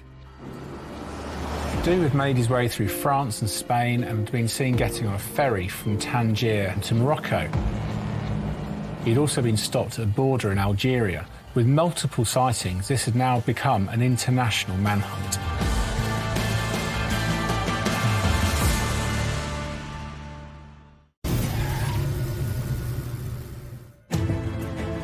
Police hunting for a man suspected of murdering a family of 4 from Wootton Village in Northamptonshire have put out a reward of £25,000 for information which could lead to his arrest. Detectives say there have been over 380 sightings of Aung San Suu Kyi across Europe, but the 52-year-old has now been missing for almost a year. Having reviewed over 5,000 hours of CCTV footage and interviewing over 2,000 people, police have discovered that Aung San Suu Kyi is no longer in the country. It's a mind-blowing thought because literally there are 6 billion people in this world. Where do we start? Which country do we start with? You're just thinking, oh my goodness, where do we go from here? I doubt anybody in the country had really heard about Wootton Parish. And suddenly it was all over the news, headline news. This guy had come into our parish, he'd committed these dreadful murders, and then he was running off around the world where they couldn't find him. It put Wootton for a while in the news. It was strange having Wootton put out there like that. Through CCTV analysis, police have uncovered Aung San Suu Kyi's journey from Wootton to London and then onwards. He took a coach to the coast and then over to Paris, then onwards to a Spanish port. And the long and short of it is, by the time the police became aware of the bodies, he was out of the country. He's gone. The police reach out to forces around the world and decide to travel to Spain. Detectives had issued an appeal on the Spanish version of Crime Watch, and that appeal went out far and wide across the country. That broadcast was seen also in Morocco, and my understanding is that as a result of that, a supervisor or foreman on the building site where Aung San Suu Kyi had been working as a labourer, he alerted the local authorities, and the local authorities arrested Aung San Suu Kyi after something like 14 months of being on the run. Yeah, I remember when they caught him, I remember thinking, how on earth did he get there? Unnoticed and working, actually. How is he working? Shows they don't have the same laws that we have here about working. But yes, it was great. It was a good feeling to know he'd been caught. I remember when the news broke out that he was being extradited back to the UK to be charged for the murders. Everyone felt like justice was finally going to be done. But even though Aung San Suu Kyi is safely locked up in a Moroccan jail, it's another 6 months before he's returned to the UK and charged with 4 counts of murder. It's taken over 2 years, but the trial into the murders of 4 members of the Ding family begins at Northampton Crown Court. Surprisingly, Dhu pleaded not guilty in the court case. His version of events was that he'd gone round there to simply talk to the Dhu family and things had spiralled out of control. The issue for this trial was not so much whether he killed the Ding family, it's whether he did it as a murderer of sound mind or whether there was some kind of diminished element. The court hears how on the 29th of April 2011, Aung San Suu Kyi was furious after he received a court order after a lengthy legal battle with Jeff and Helen Ding. His assets were frozen and he was ordered to pay the Dings £88,000. So, while the nation watched William and Kate get married, Aung San Suu Kyi had gone to his shop to pick up a kitchen knife. Then, he headed towards the village where the Ding family lived. My belief is that when he left the New Street station just after 11, he was going to Wootton in Northamptonshire with one thing on his mind, and that thing was murder, the ultimate revenge. Aung San Suu Kyi admits he entered the Ding's house via the back gate and finds Jeff Ding in the kitchen.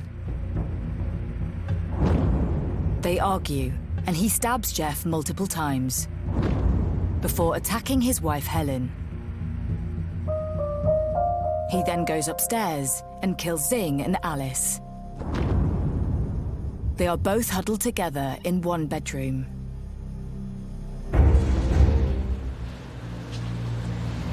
What I can't reconcile, what I'll never be able to understand, is when that anger, that evilness, that bile is such that it makes a grown man climb a set of stairs, enter a room with two young girls cowering on a bed, frightened beyond description, and then plunge a knife into both of them and fatally wound them both without any compunction or restriction, just to execute two young. I'll never get over it. I'll never understand it.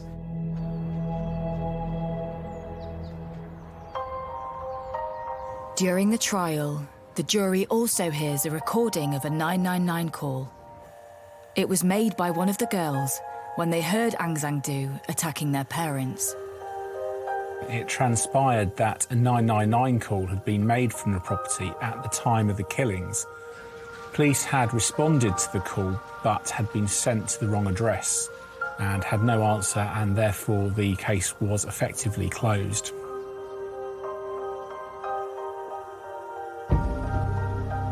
I've heard that tape recording. It's horrific. Absolutely horrific. And those screams, I won't forget them, because I know what was happening when those girls were screaming, because a murderer had entered the room and was in the process of fatally murdering those two girls. Absolutely. I can't reconcile myself to that action. It's horrendous. As the trial progresses, further details emerge about what happened after Du murdered the family. After killing the family of four, Du stayed in the house for 6 hours and actually went to sleep. He then takes the time to wash the kitchen knife that he brought with him and leaves it on the kitchen worktop before stealing money and the Ding's hire car. He manages to evade authorities for over a year. But after a 2-week trial, Aung San Suu Kyi is found guilty of all 4 counts of murder. Aung San Suu Kyi was found guilty of multiple murders and was sentenced to 40 years in prison, the longest sentence ever passed down in the history of courts in Northamptonshire. With all due respect, Aung San Suu Kyi is exactly where he should be in terms of the crime he committed and public safety. The community were pleased that something so barbaric had gone full circle, really, and the man who had carried out this dreadful crime had been put away. The fact that he's never going to get out of prison, yeah, but it still should never have happened. But they've got as much justice as possible.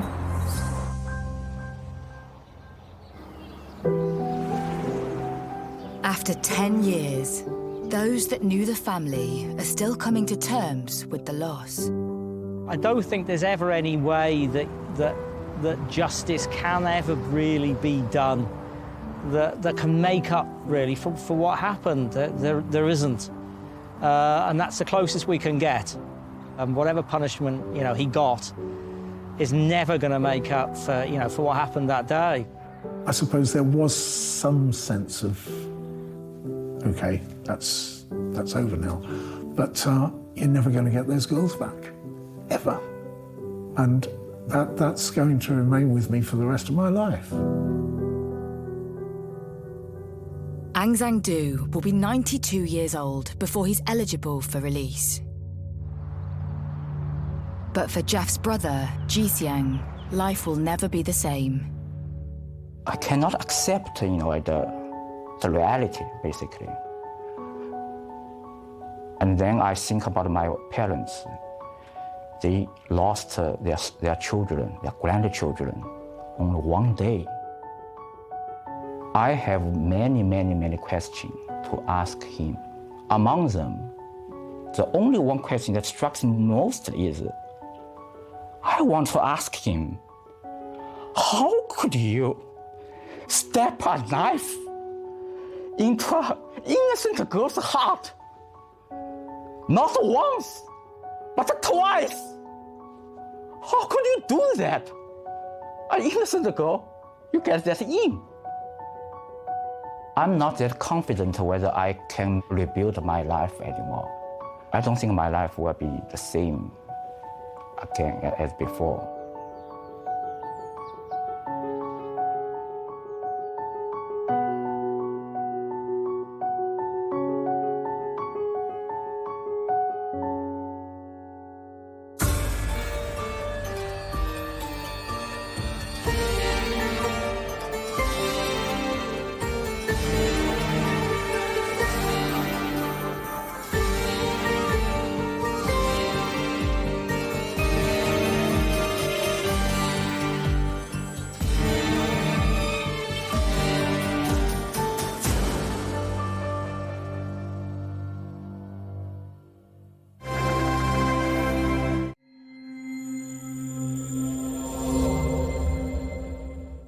Honeymoon on a paradise island.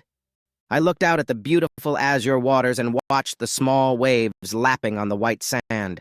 I felt such peace, such happiness, being here with my wife as we celebrated our 30th anniversary.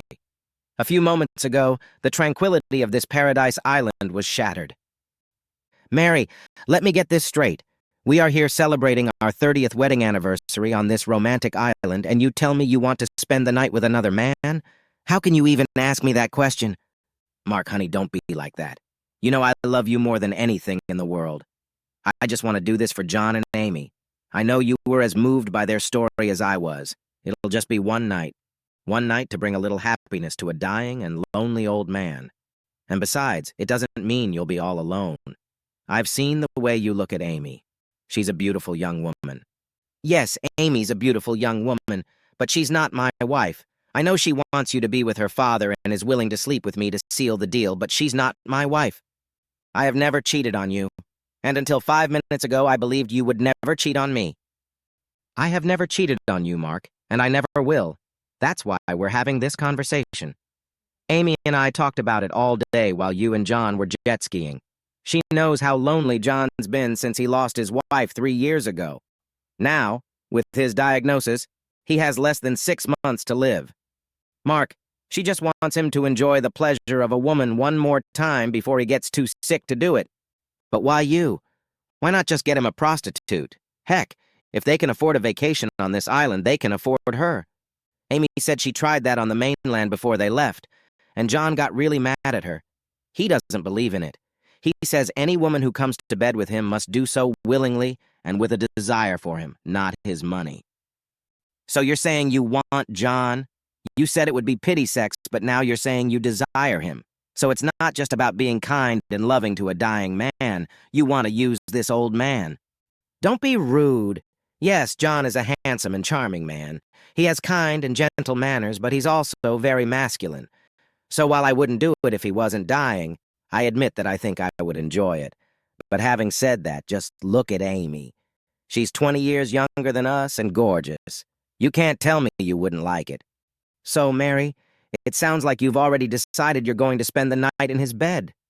I assume Amy told John about your desire. Have you discussed it with him? Have you told him that I've agreed to let you do it? Yes, Mark. I talked to John while you were taking a shower. I told him a little innocent little lie. I told him we've switched partners before, and you really want to be with Amy. Amy told him that she can't wait to be with you either. He was very reluctant, but finally agreed. I told him I'd be at their villa at 7:30, and Amy would be here at the same time. So this is how you ask my permission, really, just telling me that the deed is done. I really have no say in the matter at all. Well, let me say this, I do not agree. If you do this, our marriage could be ruined forever.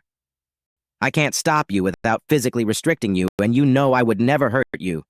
But this would certainly hurt him. Mark, this is just something I feel compelled to do.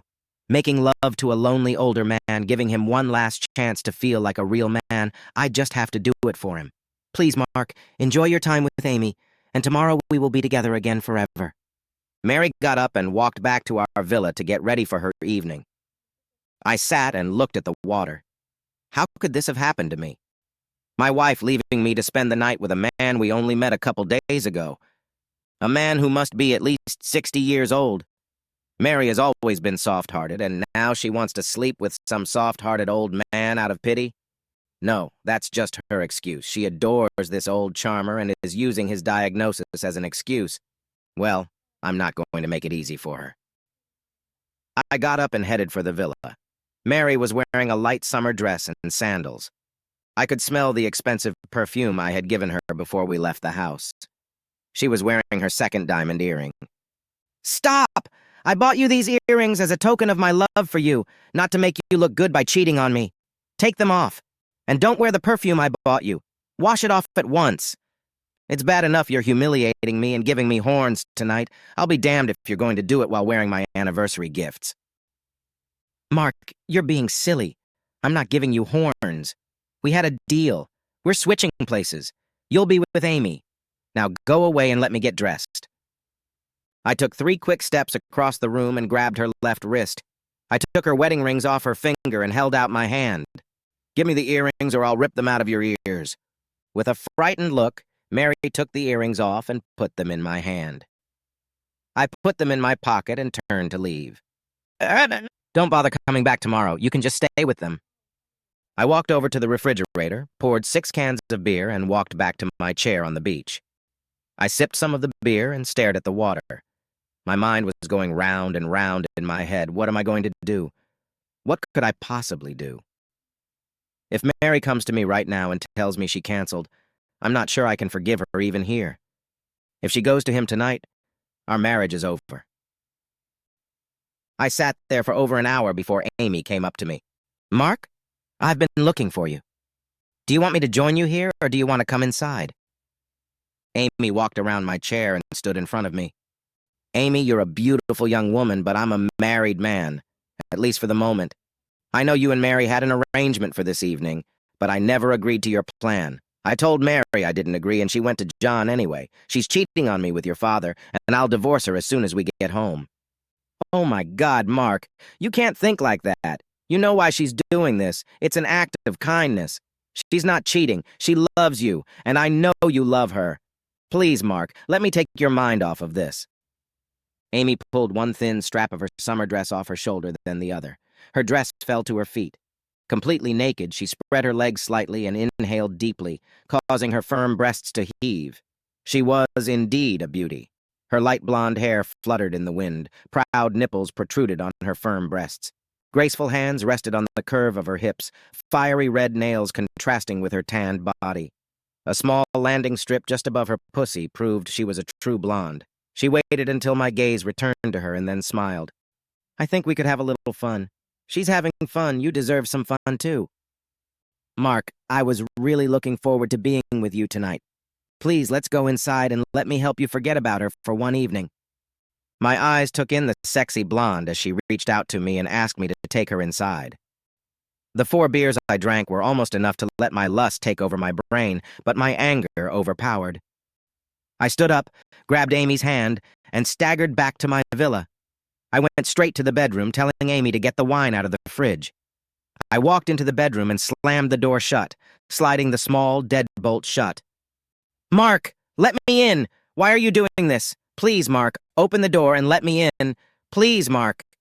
Amy, my wife decided to become a prostitute. It doesn't mean I have to follow her example. I made a vow and I'll keep it until I can divorce her. You can leave or you can sleep on the couch. Either way, you're not sleeping with me. Amy tried to convince me to open the door before finally giving up. I got into bed and pulled a pillow over my head. I was emotionally drained, and with the help of a beer, I fell asleep. I woke up to another knock on the bedroom door. Mark, open up! Let me in! Mark!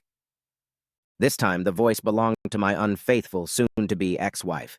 She knocked on the door. Mark, darling, please open the door. We need to talk. We need to put all this behind us. Please, Mark, I love you. I know I hurt you, but it's over now and we can be together today. Please, Mark. It's our last day on the island. I want to spend it with you, my husband, the only man I have ever loved. The room was flooded with bright morning sunshine. I had a slight headache, and the knocking on the door didn't help at all. I got out of bed, walked to the door, and pulled the deadbolt. Mary burst into the room and rushed over to me to give me a hug. I pushed her away hard. Don't touch me, you filthy fool. You come to me fresh out of his bed and expect me to take you into my arms. You must be out of your mind. I can smell him on you from here. Go take a shower and clean yourself up. Mary gasped in horror and then burst into tears. She turned and ran to the bathroom, screaming, I'm sorry, I'm so sorry, I wasn't thinking. Mark, please, I'll be out in a few minutes. I'm so sorry. I went into the kitchen and made coffee. I regretted that we didn't have cell service on our island so I could get out before our 6 p.m. departure. I looked at my watch. 11:30. That meant I had to be alone with her all fucking day. Mary walked into the kitchen. She had a towel wrapped around her, and her wet curls hung down over her exposed shoulders. 2 days ago, I would have jumped up from my chair and enclosed my beautiful wife in my arms. Today, I just stared at her, sipping my coffee. Mark, I'm all clean now. I've washed everything several times. Mark? Please, I'm still me. I'm still your wife. Please, baby, say something. Put some fucking clothes on, and then we need to talk about what's going to happen. But, Mark, aren't you going to get your wife back? Amy and John said you'd want me back. They said you'd take me harder than ever. Please, Mark, I want you to take me back. Make me yours again. Shut your mouth, you fucking cow. I'll never touch you again. Now get your cheating ass over there and put some clothes on. Mary burst into tears and ran off to the bedroom, slamming the door. She came back as I was pouring the rest of the coffee into my cup. Mary saw the empty coffee pot and realized it wasn't worth asking me to make more coffee. She quietly filled the pot and turned it on. Once the tea was brewing, she poured a cup and sat down at the table. Mark, Amy told me that you locked yourself out of her at night. I don't understand why you did that. I thought you'd have been pounding that young girl all night, and then you'd be dying to tell me all about it this morning. I thought we'd have a good laugh about our adventures, and then you'd make love to me all day. God, who the hell are you? You can't be the same woman I married 30 years ago. How could you possibly believe that I would go along with this fucking plan? Mark, we're on a tiny island. The other 2 villas are empty, so it's just the 4 of us.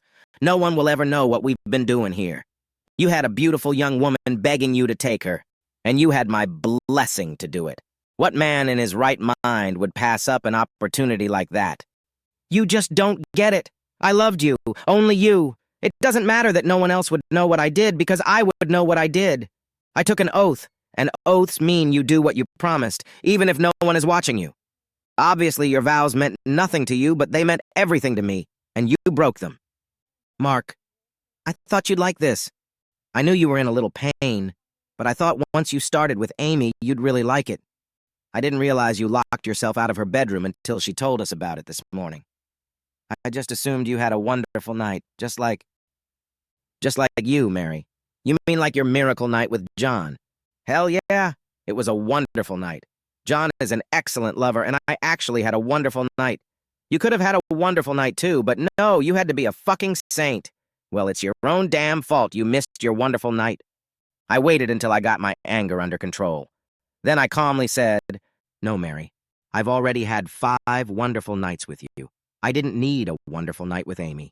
I was looking forward to another wonderful night with you, but you chose to be with John because you believed he needed you. Well, I needed you too, but I guess it just wasn't important to you." I got up and walked to my lounger. I pulled my beach hat over my eyes and tried to sleep. After about an hour, a large shadow flashed in front of me. I looked up into the smirking face of my wife's lover. "Hey, buddy, I'm really sorry about the mix-up. I swear, I thought you were okay with the plan last night." He tried to sound sincere, but couldn't quite hide the smirk. That's when I realized it was all a ruse. The lying bastard sold Mary a sob story, and the stupid fool bought it. This guy enjoys taking advantage of married women, and he's using Amy to help it happen. "I understand, John." I slowly stood up. John held out his right hand for a handshake. I looked up into his face, and his grin was triumphant. He truly believed he had outplayed me. I carelessly raised my left hand in an awkward handshake. John shifted his gaze to my left hand. I raised my right fist and drove it into his throat. John instantly grabbed his throat with both hands and recoiled. I stepped forward and did my best to send his balls back to the mainland. John fell to his knees and I elbowed him in the temple. I seriously considered dragging his gutless body into the water and drowning the asshole. But then I heard Mary scream. I turned around and saw her running toward me. She ran right past me to the senseless body stretched out on the beach. "Oh my God, what have you done? Oh, John, are you okay?" Mary slapped John gently, bringing him back to consciousness. I had to laugh. She slapped him very close to where I had elbowed him. I thought it must have hurt, really hurt. I walked back to the villa and went inside for a beer and a snack. I sat on the porch and watched Mary and Amy help a heavy-set John stagger back to the villa. When he got closer, he turned and looked at me. The triumphant grin was gone, and in its place I saw only fear. I didn't see Mary until the boat arrived. She quickly gathered her things and hurried with them to the pier. When we got on the boat, Amy and Mary talked to a crew member, and I assume he used a radio to contact the mainland because we were met by some uniformed police officer. "Mark and Mary Stevens?" I nodded. "Please come with me." We followed the man into a small office, and he pointed to a couple of chairs.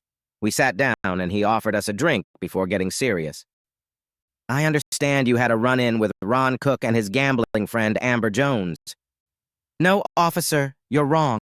It was the Phillipses, John and his daughter Amy," Mary said, looking at me intently. "Oh, were those the names they used this time?" "I apologize, officer. John and Amy are my new friends, and my husband attacked poor John for no reason." "Madam, do me a favor and shut up. I want to talk to Mr. Stevens, and I don't want to be interrupted." I laughed. "Please call me Mark. What can I do for you, officer?" "Mark, I think you must have figured out Cook's game, and that's why you, expressed your displeasure during your, this conversation." "Maybe, but I won't admit to anything." Honey laughed. "Spoken like a true American. Well, Mark, this is the 5th time Cook has run this game with some gullible tourist. At least it's the 5th time we've heard about it in connection with some complaint or altercation. I have no idea how many times he's just gotten away with it. From what I understand, Miss Jones's next step is to contact your wife in a few months and inform her that her lover has passed away. She will then ask the woman for some money to help bring Cook's body back to the States to be buried next to his late wife." Wow, that's a bigger scam than I thought. He convinces the stupid wives to sleep with him, and then gets his partner to trick them one more time to get some money. Not a bad play. "Yeah, but thanks to you, I'm guessing he'll be out of the game, at least at our resort." "Well, who's Jones? Obviously she's not the daughter." "Amber Jones was a stripper at a club in Miami when Cook met her. He had just won a small prize in the lottery and convinced her that he was very rich. She traveled with him for a while until he developed this scam, and now it's pretty much all they do. She wants to be an actress and thinks it will help her study. Cook just loves to tooting his husband's horns and then getting their stupid wives to send Amber money. He bragged that it's like getting cuckolds to pay him for using their wives. At this point, Mary, tears rolling down her face, began to sob and wail. "Oh God, I'm so stupid. I gave up my husband by believing these lies." "Mrs. Stevens, you are not the first woman to be deceived by these two. I have 2 other ladies who want to press fraud charges against Cook and Jones. Now, Mr. and Mrs. Stevens, if you want to drop the charges, I think I can persuade Mr. Cook to do the same. In any case, your plane leaves in the morning, and once you're in the air, you're out of my jurisdiction." I looked at Mary, and she nodded and said, "I just want to go home. Please, Mark, just take me home." Back home, Mary tried to convince me how sorry she was that she had done something so horrible. She claimed that she had been deceived or perhaps even hypnotized by John and was not in her right mind when she cheated. I serviced her at home 5 days after we landed. She had a nervous breakdown and was hospitalized for several months. That didn't stop the divorce. She tried to get our adult children to step in and help her, but once I told them the whole story, they refused to help her. Eventually, she gave up and we agreed to a standard 50-50th split. We sold the house for a tidy sum. I have to pay child support for the next 10 years, and then she'll have a nice little nest egg to lean on.